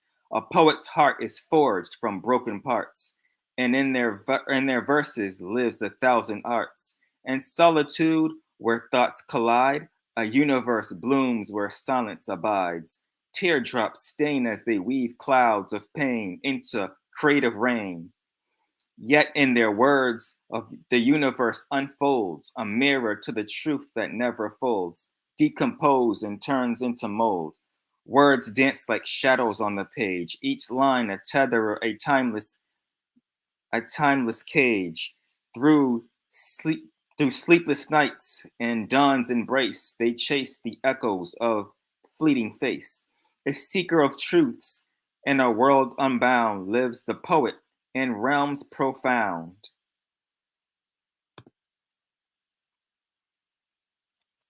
Hell yeah, man. I like that. I like that. That reminded me a lot of the piece you did last time you were on. I believe it was called. It was the piece that I had said that you had done before, and you swapped it out for this one. I think. Oh, you mean you mean My Life as a Poem? My life is a poem. Yeah, it reminded me a lot of that, just in the essence of like, or in the sense of capturing the essence of, what it is to be a poet, and what it is to pour your heart and your emotion into a piece, and like we've been talking about all night, use it as a way to fight through your own darkness, and find some kind of light. And I love how you did that, and in a way where you kind of painted it through these, metaphors and imagery, and symbolism, and your symbolism in that, in both pieces, the one you did last time and this one, were so strong. And that's part of the reason it reminds me so much of the other pieces. You just have this like very strong, visceral way of describing what you're trying to say, and a very unique way of using that symbolism I was talking about, to convey your message. I really liked it, and like I said, my favorite part about it was that, for me, that is the most important part of being an artist, is pouring your heart and your soul into every line and every word, and trying to use it as some kind of guidance through this chaos that we are fighting through. And yeah, you just capture the essence of that so well. So fantastic piece. I'm like losing my voice over here, Jesus. Yeah, thanks. So that kind of like defines the word. I created this term called poetrified, and it means like you become your craft. It's not just limited to poetry, but it's like any form of art, anything that you're good at doing. You become poetrified or whatever to that thing. That's a cool. See, like I said at the beginning, we're or at least I am. I say we because it's me. It's just me and my buddy Brandon over here. But as a community, we've become very fond of catchphrases. Soldier of the word. We have Brandon. No, we have our catchphrase, which is "on me," which was brought about by another artist that comes on here. Poetic Shakespeare, she goes by. And the concept of "on me" is that everything you do is on you, and at the end of the day, you have to own you 100%. and that's the only way you can create anything of beauty and create anything of substance is owning yourself, and that's where on me comes from. So yeah, we're like a big fan of, like, those catchphrases. So I really like poetify, or but wait, It's called Poetrified. poetrified. I like that. It reminds me of like a Harry Potter spell or some shit. Poetrified. Yeah, I actually have a hoodie with that word on it. It says "I am poetrified," and it's actually available on sale for on my. It's one of my merch that's being sold on my website. Nice, cool. Well, yeah, man, fantastic piece, and yeah, cool word. I like that. I'm gonna bring these other artists up and see what they thought about you. What do you think? Sorry. It makes it. I thought I was pointing, but then I realized we're on camera, and I'm like, oh yeah, she can't see who I'm pointing to. Patricia, what did you think? I was like, I thought it was just a really nice tribute to poetry in general, and just kind of a really nice overview of what poetry should be about. So that's what I got from it. yeah, 100%. Desi, what'd you think?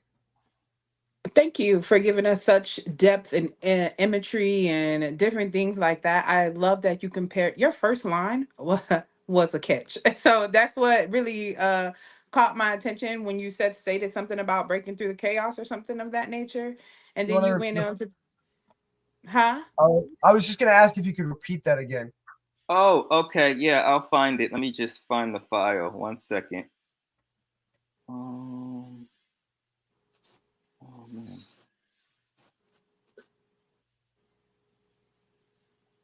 Oh, 1 second. My computer froze. 1 second.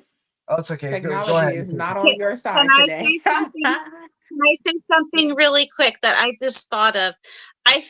The other thing I felt like your poem was just kind of like an umbrella under which a lot of other poems can stand, because it's just a very nice description of what poetry is. So you got his poem, you got his description, then you got my crazy little bird one over here, and then you got Fuzzy's, which is about love and music, and comparing it to these different instruments. So I really like that. Okay, I found it. It says crafting solace from chaos, wielding ink Yeah. like a wand to conjure unseen scenes, flowing cadences like torrential live streams. Yeah. So all of that first stanza, boom, you had my attention. And then to go on and compare it to Stardust, the galaxy, like basically letting us know that as a writer, that's what you made of. You feel me? So like when you put it like that, it was easy for me to relay what I do to what you were saying. Because and it goes back to what Dylan was saying earlier. When I write, I'm definitely scribbling my life out on paper. You feel me? So and it's my experience, it's what I've been through, it's the things that I've known, whether it's what I've seen or whether it's something I've actually experienced or somebody taught it to me. But you putting it into those words, yeah, you definitely gave description to what it is to be a poet. So I appreciated your poem. Oh, absolutely. And I really like what you said about, that's what you're made of as an artist. Because I often say that when we create art, we're using, and now this goes, it doesn't matter what God you believe in, or if you believe that the Big Bang happened and everything appeared, that same energy of creation, it stays the same, right? And we are, in my belief, is that we are using that energy, the stuff that created the trees and the rocks and everything. We're harnessing a bit of that energy every time we create a poem, right? Because we are made of the same thing. And if you want to get scientific, it's carbon, but we are made of the same thing as all the trees and the rocks and everything else, right? We are part of the universe, and as artists, we are conduits for the universe, right? We take in the world, and then we put it back out in our art through our experiences back out in our art, and the emotions that we draw in from the universe and everything else, and we put it out through our art. And it's we're in my opinion, when we make art, we are channeling the energy of the universe and what it means to create, you know, the literal power of creation. So yeah, that's something you captured very well in your piece. Yeah, I'd say something that I like to say often is that art is the language of the gods. So I use that often, and because I believe that you have a way of conveying yourself in a way that most people don't have a way of conveying themselves. So you give other people a way to convey themselves, to express themselves, to talk about themselves. So yeah, it was a really good piece. I loved it. Absolutely. Yeah, man. Thank you. And we definitely appreciate it. All right. Let us get on and move back on to Desi here. You got another piece for us. What's this one called? This one is called Lessons from Karma. Lessons from Karma. That title struck me right away as soon as you sent it in the chat. I love that title. Oh, Fantastic. nice. Okay, well, There's hopefully many you'll like the lessons to piece. be learned from karma. I'm ready for Yeah. this. I'm gonna drop myself Mhm. out of here. Okay. You pray for better days.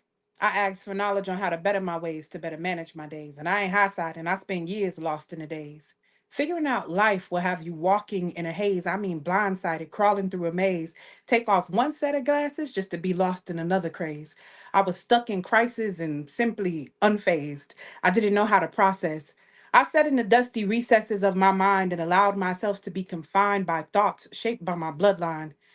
Got lost and forgot how to define time. I became strategically conscious and even taught myself how to make my life story rhyme. You sell out for money and I walk a hated line. Y'all indifferent to the truth. That's why most get off subject. And I ain't talking shit. I'm speaking from experience. That's what they call a disconnect in your cognitive dissonance. That shit causes you to get distant. I'm like karma. The lessons I teach be instant. And ain't no sugar in this shit. It's all natural. I mean herbs that's got healing in it. And I don't gotta force this shit. Either you know you're the remedy and you apply it, or you let another person convince you to buy it. You let them sell you, and you the one that supply it. Thank you. Shit, yo, that was man, that was amazing. I mean, now, okay, your first piece was fucking fantastic, but and Mhm. just because I tend to lean most of my stuff towards like writing about my own mental health and whatnot, but man, that fucking piece was so amazing, and not only just the message of it and the what you like, and I love how it kind of feeds somehow without having a theme for these episodes. We end up all feeding off of each other and having some kind of common theme. And I love how you just continued the common theme of, you know, using your art as a way to fight through the chaos. And I love how like at the beginning of the piece you perfectly described like life and just how life just kicks you in the fucking ass every chance it gets. One line I really, really loved in particular was, I learned strategic consciousness and learned how to make my life story rhyme. Like, oh man, that, but yo, so many lines.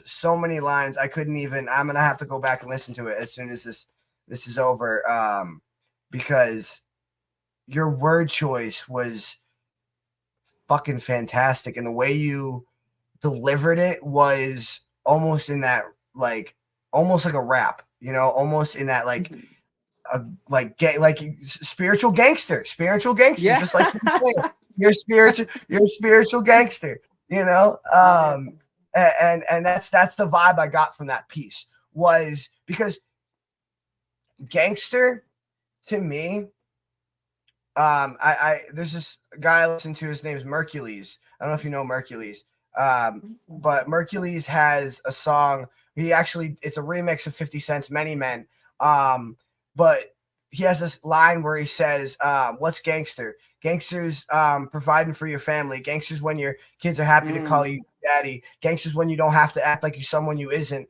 Um, keep your head high and play your own position," or something like that. It's like gangster is not what most people think of gangster. When I think of gangster, it's like that motherfucker protects his home, protects himself, keeps his head held high no matter what fucking bullshit he's going through. Like, that's a gangster. No matter what fucking life throws at you, you keep your held head high, and you keep fucking walking through it. That's a gangster to me. You know, and just you captured the essence of spiritual gangster so well. I love that. I love that. Thank you. I appreciate that.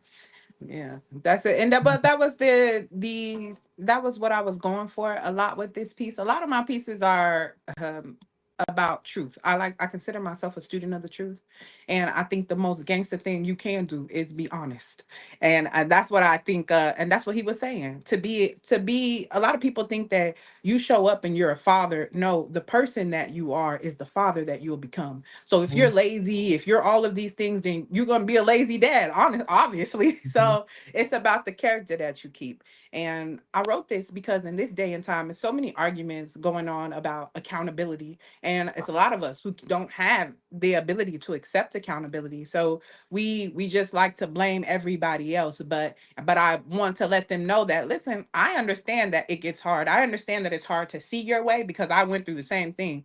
But one thing you have to do first is wake up to the reality that is you, and that's gangster. Like, because I could walk in my reality, Absolutely. but to know how to solve, to know that I have a problem and to put forth the work to solve it, that's what gangsters do. Because now I have to figure out how to make this ideal that I have in my head come to fruition. How I put it in my hands. And that's how you do it. You gotta be real with yourself. Yeah. And that's what I'm saying, you know, that's where our phrase, you know, on you comes from, or on me comes from, because it's on you. At the end of the day, it's on you. You know, that you hold all the power. You know, you hold the power over. My mom used to say, the greatest thing about life is that there are two types of people. There are those that matter and those that don't. And the best thing is you get to choose who they are. And the ones that don't matter, they can't affect you because you don't let them. And you get to decide, you know, that's what it is being true to yourself and deciding who you allow in your circle and what you allow to affect you. You know what I mean? And I think that's really what it comes down to. And that's what being a gangster is. That's what being a human is, really. Absolutely. Yes. I wanted real quick. Hold on. I wanted to actually quote this line because it's such a good line that I didn't want to really misquote it like that. So it says, so what's gangster? Gangster's providing for your family. Gangster's when your kids are happy to call you daddy. Gangster's when you don't have to act like someone you isn't. Gangster's when you warn these kids not to become a new statistic. Being gangster is a lifestyle. It's not a religion. So let's keep it gangster. I just explained the definition. Yeah, no, for real. I like that. I like that. I'm gonna have to go listen to him. I wrote the name down, so I'm gonna definitely check him out. Mercules is amazing, and he's probably collabed with every major artist that you know. He's collabed with Bone Thugs and Harmony. He's collabed with Jelly Roll. He's collabed with Troy Lucas. I think he's collabed with everyone. So okay. Yeah, definitely go check him out. Fantastic artist. And that particular song, if you're looking for that song, it's his remix of Many Men, by 50 Cent. So yeah, 100%. I think that you captured the essence as well as he did in that song. So of what it means to be a gangster, and I love that. So thank you. Thank you. I appreciate it. I'm gonna bring these other artists up real quick. Patricia, what did you think? So my favorite line was disconnect and the cognitive dissonance. I just really loved how you put that together. The overall thing that I got from the poem is I just had this vision of this woman just doing a lot of introspection and reflection and trying to be better and do better. And I think that that's really beautiful. I think that not a lot of people take time to do that. They should. And pieces like yours can help people think about, okay, well, how can I be better? How can I be more gangster, as you put it? And I thought it was really interesting what you said about being gangster, or what gangster is, because we live in an age of actual universal deceit. And what George Orwell said, I know I bring him up a lot, I'm a big fan, but he said that in times of universal deceit, telling the truth becomes a revolutionary act.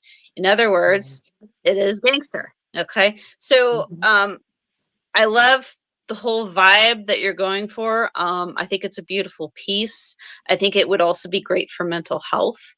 And I think it's something that people can read when they're just kind of feeling sad or need some encouragement, and to understand that, it's okay to take a break and look at yourself and try to be better, because we're all trying to be better. And it's a struggle. It really is, especially with the type of world we live in.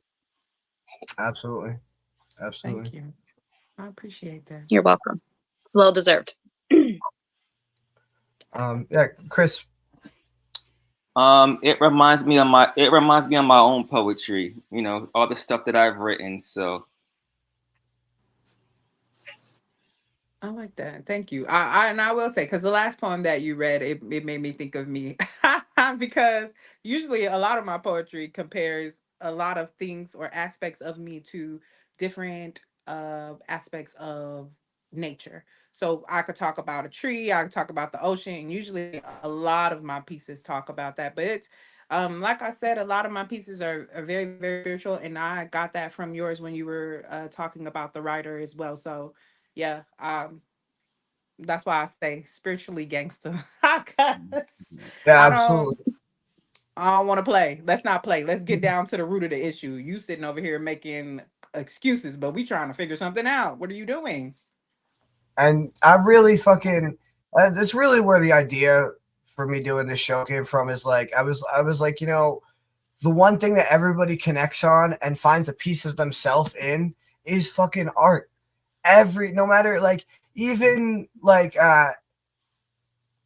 Eminem recently on his new album made a song for his daughter after he passes. And my mom passed away a few years ago, so I found a lot of myself in that song.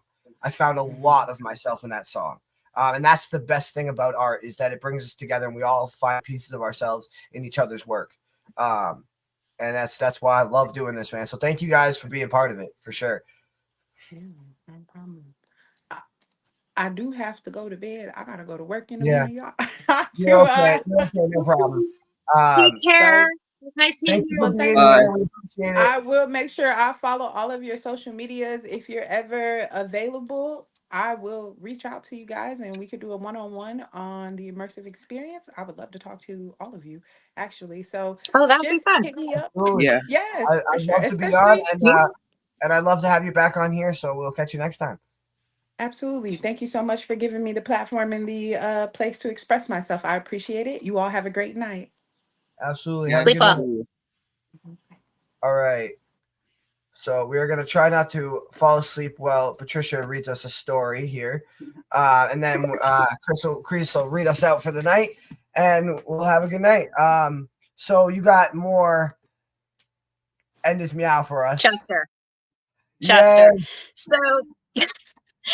So this is just a segment from it. Okay. There are spoilers, but I don't think there's so many spoilers in this piece that you still can't read the book and enjoy it. Okay.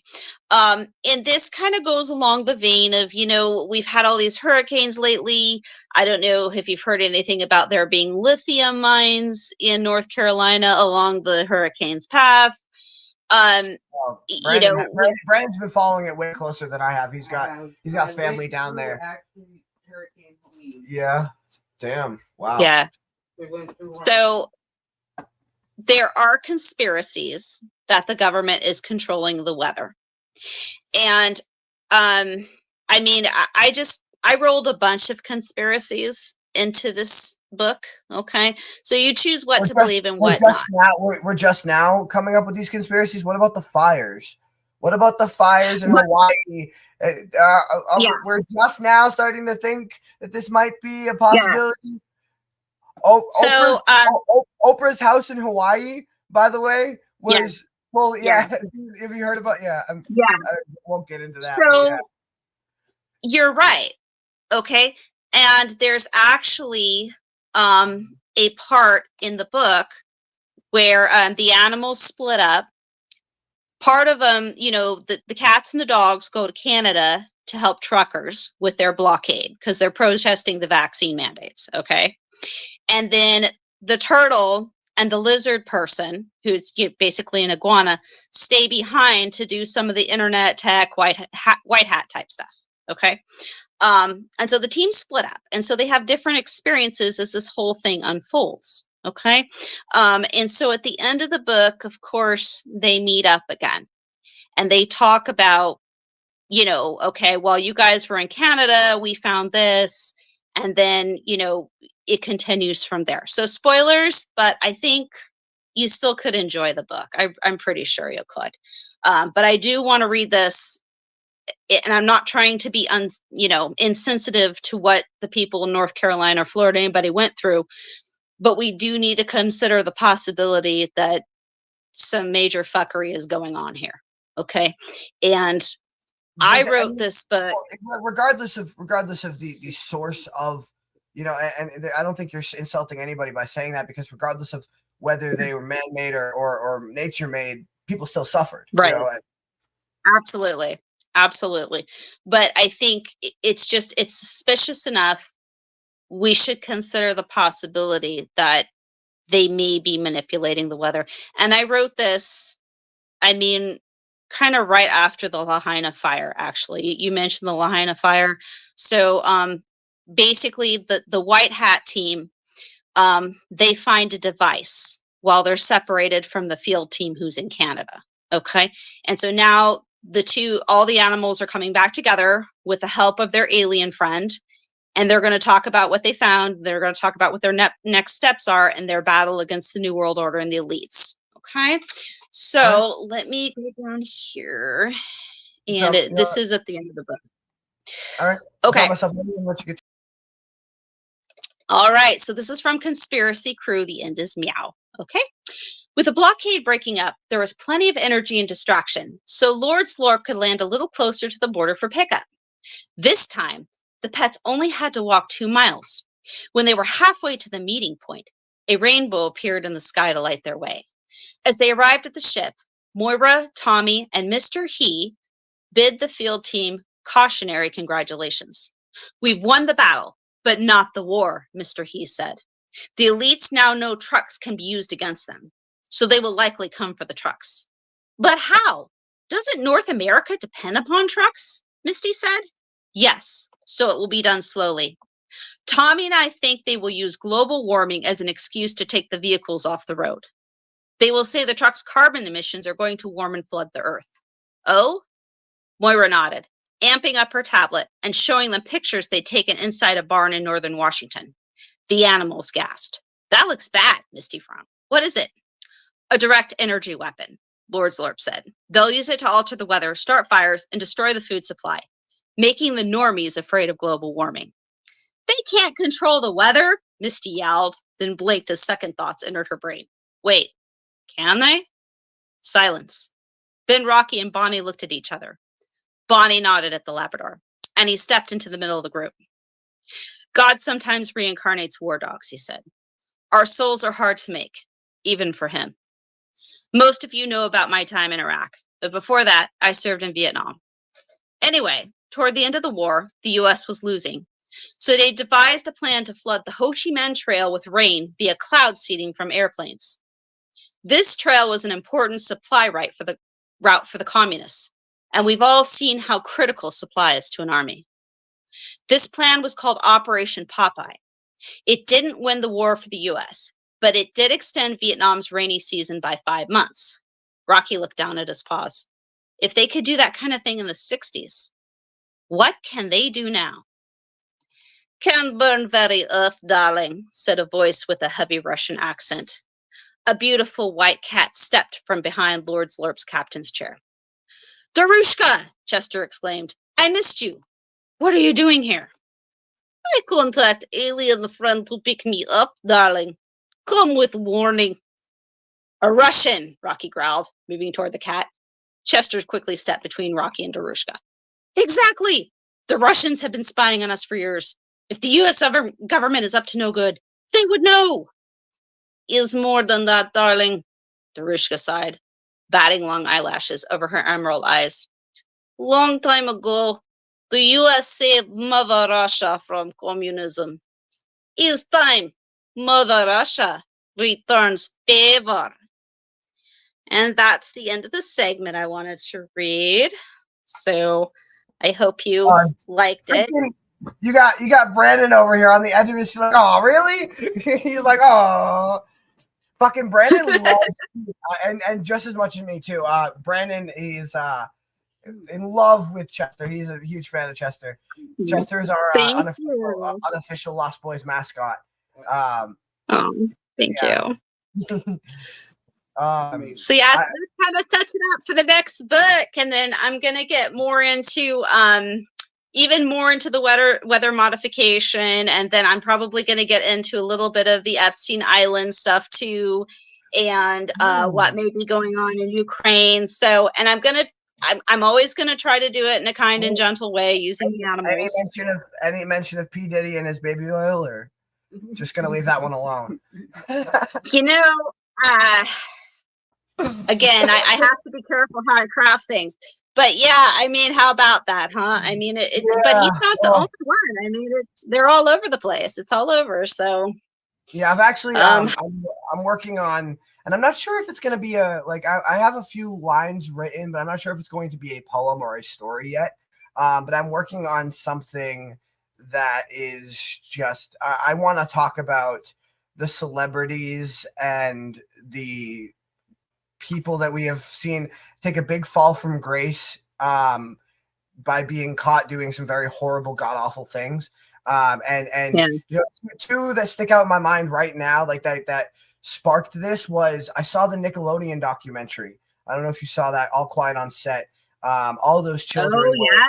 Sexualized, and then this new stuff with Diddy, and just a lot of stuff has been coming out lately about just the things that child stars had to go through coming up in the business, and the things that big rich men subjected them to. And there's I won't say much more about it, but I'm working on something that is talking about that. So I really like that angle, and I'm excited to see what you say, how the angle you tackle the Epstein thing from. I got to be gentle about how I do it, but like the next book I'm going to go more into weather mod, and then of course I want to get a little bit of this Russia versus Ukraine versus what's really going on over there, versus why. You like the accent, yeah. I love it. Darush is so that's Chester's girlfriend. Okay, so just so you know, and you know she's a foil hatter too. They're all foil hatters, but it's, you know, their little organization is bigger than just the U.S. It's all over, and they're trying to catch bad guys wherever they may be, and save the humans in the process. I assume Darushka's not a communist despite being a Russian. No, darling. Yeah, she's not. You know, I actually worked with some Russians. I used to volunteer for a research group, and there's almost no communists over there because they live through it and they know how bad it is. And you know, so they're very much anti that. But yeah, so it's her talking about, okay, well, you know what happened in the 80s with Reagan and all this, that, and the other. So she's talking about that. And so she kind of sees us going down the same road. So now she's here. It's just, it's going to be interesting, but that's actually the end of this book. So, you know, it's setting it up for the next, you know, volume, so to speak. But, right. Yeah. Something has just occurred to me. Isn't it funny how, a lot of people in America are coming to like hate or fight against democracy for some reason, but then people in Russia are hating and fighting against communism, and it's like what, no matter what humans have, they're never gonna be like they're never gonna be satisfied. They're never gonna be. There's Yeah. always gonna be some kind of turmoil or some kind of like war and you know what I mean. No matter like that's why war happens in every country, no matter what kind of political system you have, is because none of it works. We're just humans. We're chaotic. We're gonna, you know. Anyway. Yep, that's a good point.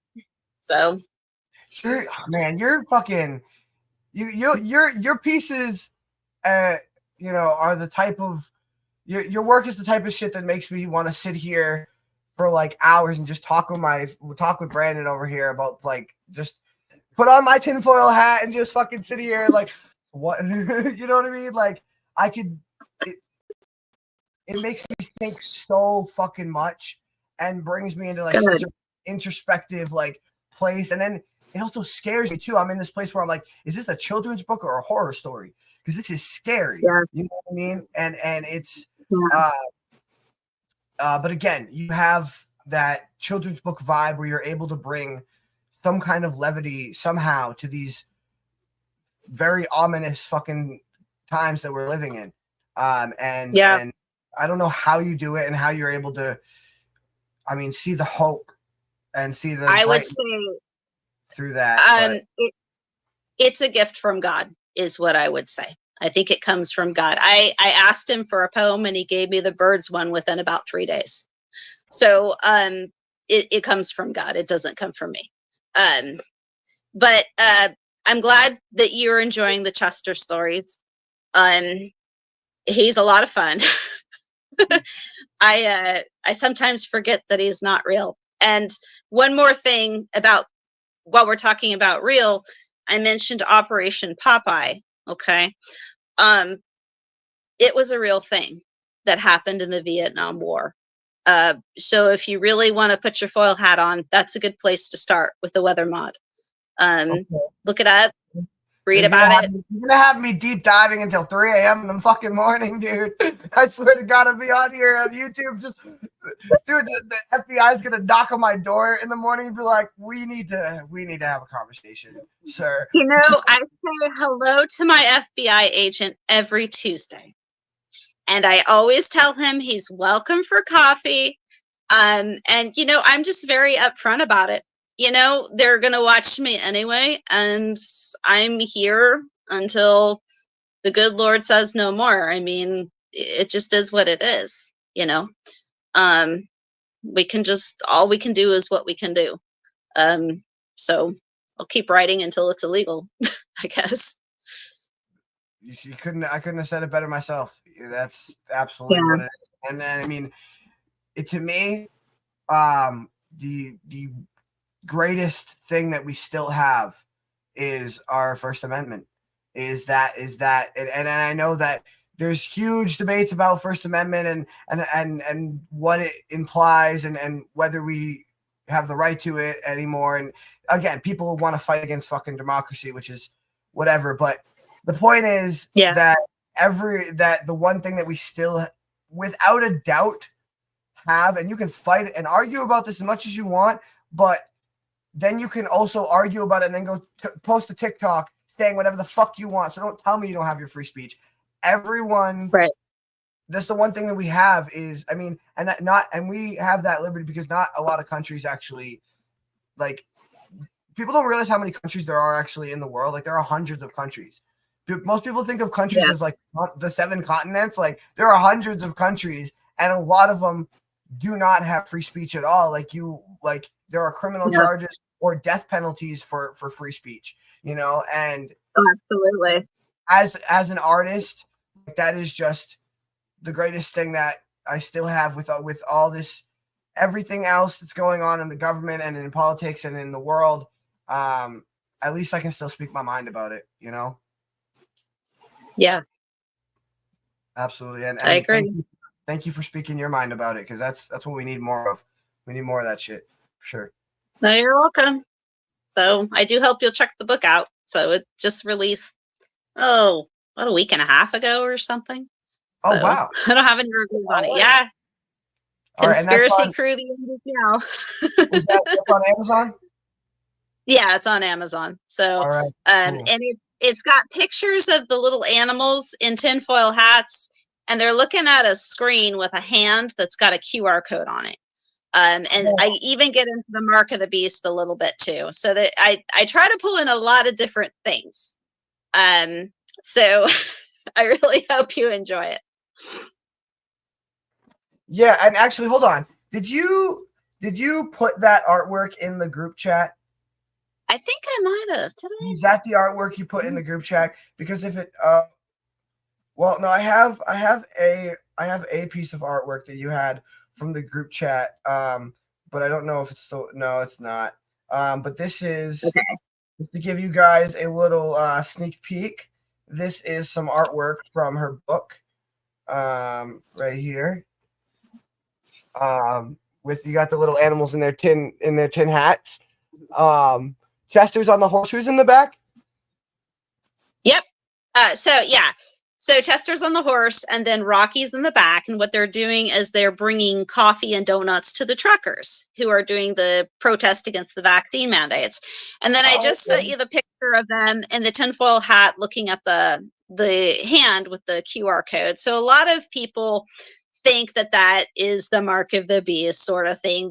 All this talk about digital currency and this, that, and the other, and them putting a chip in you and that sort of thing. So I get into that a little bit in the book, and that's kind of what inspires them to actually go up there. They think the cat videos are going to be enough, but then they're like, no, there's going to try this other thing. So we better go there. And I love the cat video story. You got to read that, or not, like that snippet or whatever that you read, where they're talking about the cat videos. That was fucking amazing. You got to read that next time. Okay, we can do that. I love your story, and I love this fucking artwork. You got an iguana, so iguana, 2 dogs, 2 cats. So the cat on the desk is Chester, and then is that his girlfriend on the ground? No, Darushka doesn't come in till the end. That's Misty, who's a kitten. So the iguana is actually a lizard person because he was made in a lab by the Chinese Communist Party using 90% iguana and 10% human DNA. So he qualifies as a lizard person. He's an actual lizard person. He's a lizard the lizard people. Oh my god, I love it. As a big conspiracy nut myself, like this is like food for my soul. I just love it so much. It's great. He's a lizard person. That's fucking fantastic. Man, this is great artwork. And so the person who drew that is Bosch Fostin. BOSCHFAWSTIN. He's done all my artwork. He's quite good. And I've just had a really great time doing these stories and working with him, and just doing what I can for, my fans, and for people that just want to read something really zany and unique, but that also makes a point, hopefully. So yeah, no, it is absolutely like fantastic. And I love how the artwork, for a minute, I love how it is so colorful. It pops, really grabs your fucking attention. And I love how it's got this sort of like underground, like garage basement aesthetic. Like they took these cinder blocks and put a wooden board over it for a desk. It's got it's got this very like gritty underground aesthetic, but while being cute and fun. And I am just amazed how you are able to so easily and so fluently mix the dark and the levity and the humor into and intertwine them together. Like it blows my mind. That is honestly one of the reasons you are one of my favorite guests, and you are, again, I've told you since the beginning of you coming on here, you're always welcome back, because you break the mold in a way that nobody else does. You are uniquely, just with what you do. You do what you do better than anybody else can do it, and it is just fantastic. And I've never seen anyone do it like that. So it's just amazing story. Keep writing it. Keep putting out more Chester, because I will read Chester until I'm 80 years old. I love that. I love that. I'm gonna bring Chris up real quick, see what he thought, and then he can read his piece for us. Yeah, I just wanted to ask, did you draw those pictures of the animals? Did you draw them yourself? No, They were no, Bosch Boston is my artist. So Oh, that's cool. Yeah, because yeah. I'm a huge fan of like picture books. Ever since I was a kid, I would always just look at the pictures and not really read the words. I just like picture books. So and I love animals too. So I grew up with lots of animals like dogs, cats, lizards. Actually, I have a pet leopard gecko. So um Dude, is he's he not around? 10%. Can you? He's not 10%. yeah, she's actually sleeping, so I don't want to Oh, wake okay, I don't. her up. Yeah, never mind then. So we don't want to wake the gecko. Oh, that's wonderful. Yeah, no, I have a few pictures in the book. I mean, it's not what I would consider a picture book. It is a chapter book, but it's a fairly easy read. And it's got about 4 very colorful pictures in it, depicting different scenes from the story. So I hope you'll check it out. I had a lot of fun writing it. Bosch had a lot of fun illustrating it. It's just fun. It's just a really fun work that I really enjoyed putting together. So, And that is the best thing that a piece can be, is fun for you to create. You know, when you are genuinely having a good time creating is when it will shine and be at its best, I think. And like I've been saying since the beginning of the episode, the best thing you can do as an artist is be 100% yourself, all the quirks included. And you know, your quirks in particular are what make you a fantastic artist. Just everything, like just everything from your aesthetic to, you know, the way you read to the quirkiness of the dialogue is one of my favorite things. The dialogue and just, you know, that it's just amazing, and I love what you do. So just keep doing it. Fantastic. thank you. Thank you very much. I'm gonna bring Chris here, and he'll read us out. What you got for us? I have my last poetry piece. Is called "Before I Face the Outer World." Before I face the outer world. All right. Well, I will drop myself out of here and let you get to it. Okay. Before I face the outer world, before I leave my home, my domain where I roam, before I face the outside, my comfort zone, there are things that must be known. I must protect my energy, protect the dome. Why? Why not? Simply because a wise one once said we must take captive every thought while encountering the mundane without going insane. I must resist, I must refrain, finding a sliver of sun through the clouds of life, heavy winds, torrential rains, crowded buses, crowded trains, bad moods and attitudes, what a pain.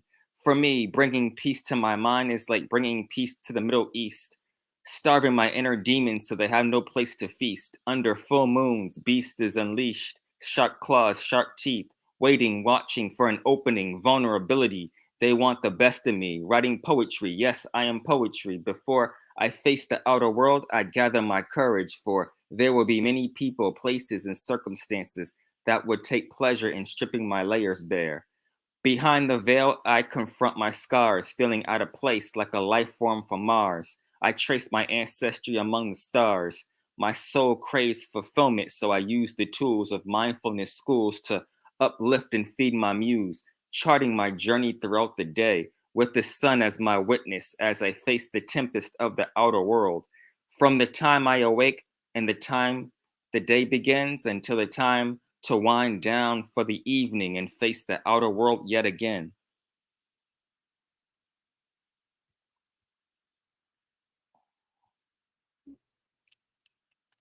Nice, man. Nice. I really love the message of that, man, and I really like how uplifting it feels. You know, it one, it makes me feel like I'm not so alone in fighting through my shit, right? And you know, it makes me feel like it is not only possible to conquer and master your inner chaos, but necessary if you are to face the outer world, if you are to like I was saying earlier, as an artist, create anything of substance or beauty. you must first master your inner self. And I know I sound like a new ninjutsu warrior when I say that or whatever, like a sensei. You must first master yourself, Padawan. But it really that's really what it comes down to is mastering your inner chaos before you are ready to face the outer chaos of the world. And I love how you related it to a storm or a tempest, both the inner struggles and the outer struggles, or like a crowded bus station. I really like that metaphor. But yeah, no, I love the message of it. And and it gives me hope that we as artists can use our art to face our inner darkness and come out stronger, and then help others fight through the chaos as well, and come out stronger. So thank you, man. Yeah, the poetry piece is based on a true story of my life, because when I wake up and I have to go to work or whatever, I have to listen to something that's empowering, because that's like as soon as I leave the house or whatever, I feel like this flood of anxiety going out, and the buses and the public transportation's always crowded. I have to always prepare my mind, to deal with people on the job, deal with my boss, and deal with the micromanaging, and deal with all these different things that can easily just trigger me, to react to things that I know I'm not. I tell myself I know I'm not supposed to react to. That maybe that society says is inappropriate to react to. So it's like I'm fighting within myself just to stay, just to have that balance of mental fortitude, and just getting through the day, um, without allowing the pressures of life and just the things that I have to deal with throughout the day to knock me off my square. I like that, man. And you know what I want to say is, um, allow poetry or your art to be your home. And by that I mean is that when we are getting dressed for the day, like you were just talking about, we're getting dressed to go to work for the day, or do whatever we got to do for the day. There's this sense of we're putting on more than just our clothes, right? We're putting on our armor. We're putting on our mental armor. We're putting up our shields.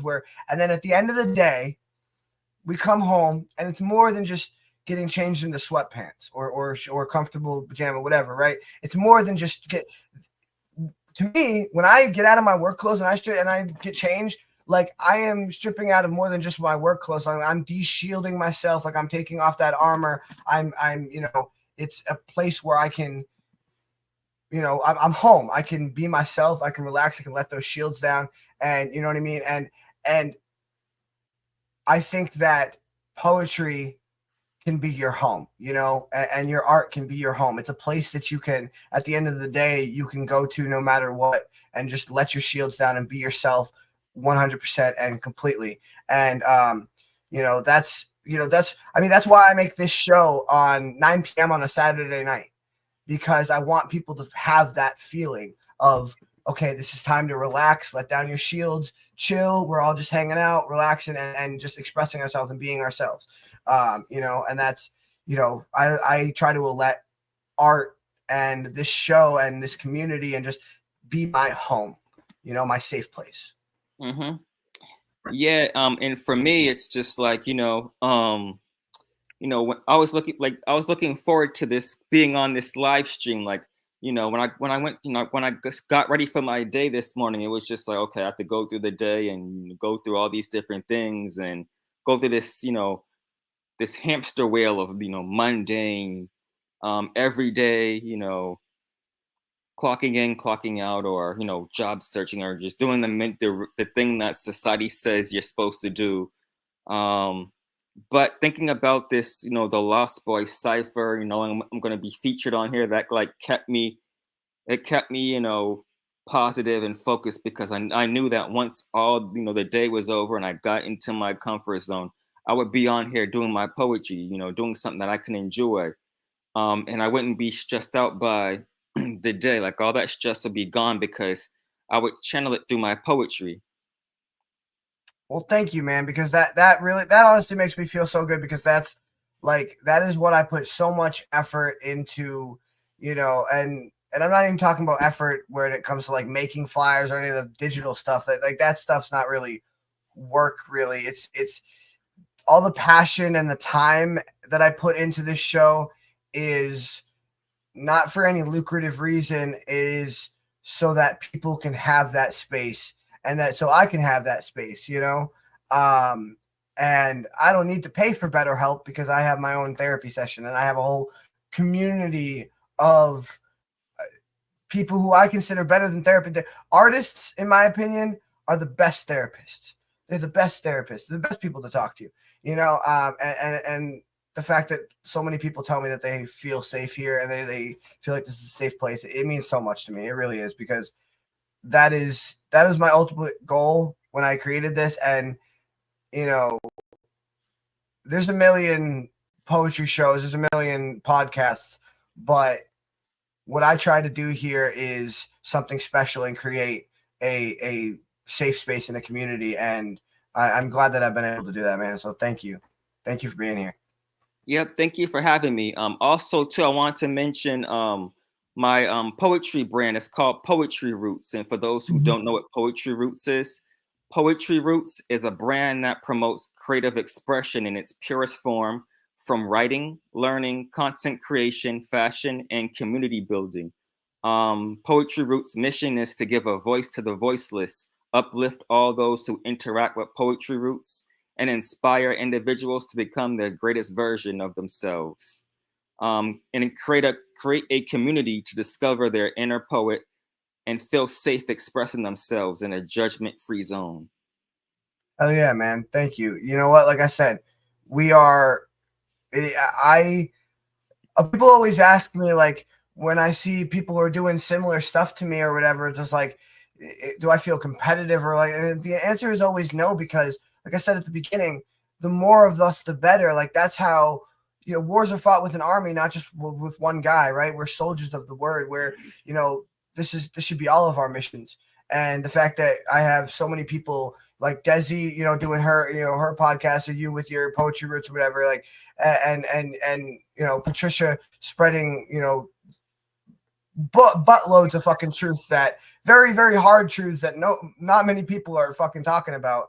And then Caleb with his just passion and just unveiling all of his mental health and just being so open, and like everything that you guys do, it uplifts me so much, and it just, I don't know, it gives me hope that together we can actually make an impact on the world. It really, Yeah, speaking of impact, I had this idea of like collaboration, like Poetry Roots, Lostboys, and all these other poets coming together. Maybe I can be a sponsor, or yeah, just do some kind of collaboration project, where I can, offer my, services, or, like something, do some kind of project together. I don't know. That's no, absolutely. And like I said earlier, like that is the other thing that's the best part about this, is the networking and the community. Like, so many people on this show connect with each other, go on each other's podcasts, make songs together, so yeah, by all means, message me privately any ideas you have. I am 100% down to work with any artist on the show, whether it be on art or side projects or whatever. Yeah. And I think I had a really cool idea when you started talking about your documentary earlier. I thought it'd be really cool to have like a bunch of artists that I've had on the show or whatever, like do like put like little interviews together, maybe like string it together into a documentary or something. That would be cool. That would be a cool collaboration. Oh, okay, yeah, I can picture that. Yes. And I have a title. I have a title for it too, so I can work on the script and stuff. All right. Shit. Send it to you. I got it in my head. See what happens when you put brilliant minds together. Like, it's just, you put two sparks together and then suddenly you got a fire. That's how it works. That's why we're stronger together. That's why we need to feed off of each other, for sure. Yeah, I just need the names of the artists and their stories, and then I can just put something together. I can write the script. Oh, that would be cool. That would be cool. All right, man. Yeah. I'll definitely hit you up privately. Let's see what Patricia thought about you and your piece before we get out of here. So I really love how the last two poems I heard tonight were very introspective and reflective pieces. I love it. I mean, with Desi's last poem, I saw a woman trying to be better. With you, I see this. I heard the same thing, but I also heard a lot more. It's like you're fighting. Okay, it's like you've got these dark forces that you're trying to fend off. But it is all about self-improvement too. So I really appreciate that. I you know, along the lines of therapy, I feel like your poem is very appropriate for that sort of thing. Because we have darkness all around us that we have to fight. And we do it on a daily basis. So great job. I loved it. Yeah, thanks. That's the reason why I have my poetry. Working on this poetry workshop. So, I just showed I don't know if you've seen the flyer I just showed, but it's like this post where I talked about I could share my screen. I'll show it to you. 1 second. Let me just share my screen. Just 1 second. Let me grab it. What did I do with it? All right, 1 second. I have to find it. I think I have it on here somewhere. Oh, did I download it? Okay, here it is. I got it. I'm just gonna share my screen. Okay, here we go. Oh. All right. Share screen.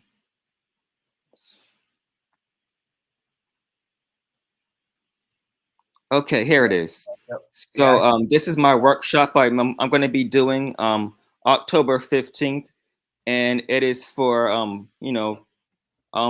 writing poetry. So it's based on my Poetry Roots brand, and it's talking about poetry writing workshop for beginners. It's going to be on Zoom. Here's the date. Yep. No, you went over that when I first brought you up. Yeah, you went over this. Yep. So Did you this post is what the link in the chat? What's that? What's the question? I'm sorry. Did you post the link in the chat? Okay, I'll just write down wait, I can just send it. Do you have a Facebook or something? I can just send it to you. You can put it right in the Yeah. group chat on Facebook if you want. But if you go to the group chat, you can click on members, and then she'll be right in there with all the other members from this week. Okay. And if you want to connect with them, I keep those group chats open. So at any point you want to go into that group chat or find the members of the show that you were on and message them privately, I keep those group chats open at all times. So, it's up for you guys to, do with that as you see fit, whether, and I always tell people, like, mute your phone, because I don't take anybody out of the group chat. So your phone is going to keep getting blown up if people, message the group chat. But yeah, by all means, she's right in the group chat. And that's, like I said, the networking is so fantastic here. And I love that you guys connect and are become genuine fans of each other's works and whatnot. It's great.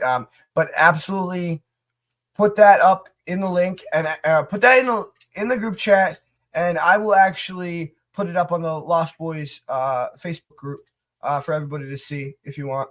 And like I said, I encourage you. I think Patricia, you're already part of it, but Chris, I encourage you to go join the Lost Boys Facebook group. It's a great place to network and connect with other artists and show off your stuff. And like I said, yeah, go ahead, post your merch, your Poetry Roots stuff, everything. And Patricia, same thing. And you got any cool artwork you want to show us for, anything upcoming or any little snippets or whatever you want to put on there, by all means, throw them out. And or even if you just like you're struggling, you're like, have a question about writing or writer's block or a certain technique or dialogue or whatever, reach out. And I guarantee you there's about 150 members on there. Somebody will be there and with an answer to your question or some advice for you.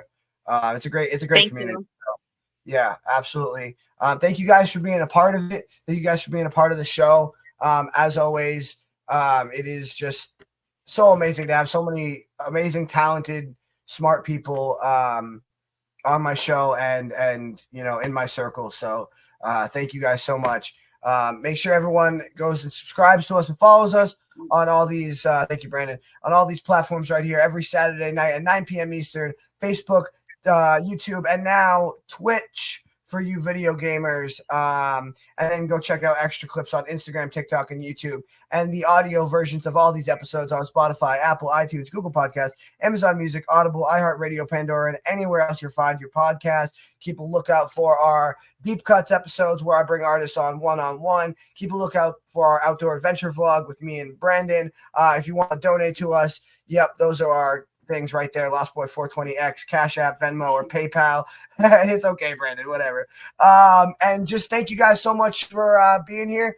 And we will catch you again next week at 9 p.m. Eastern. Thanks, guys. Have a good one. Bye. Take See care. ya.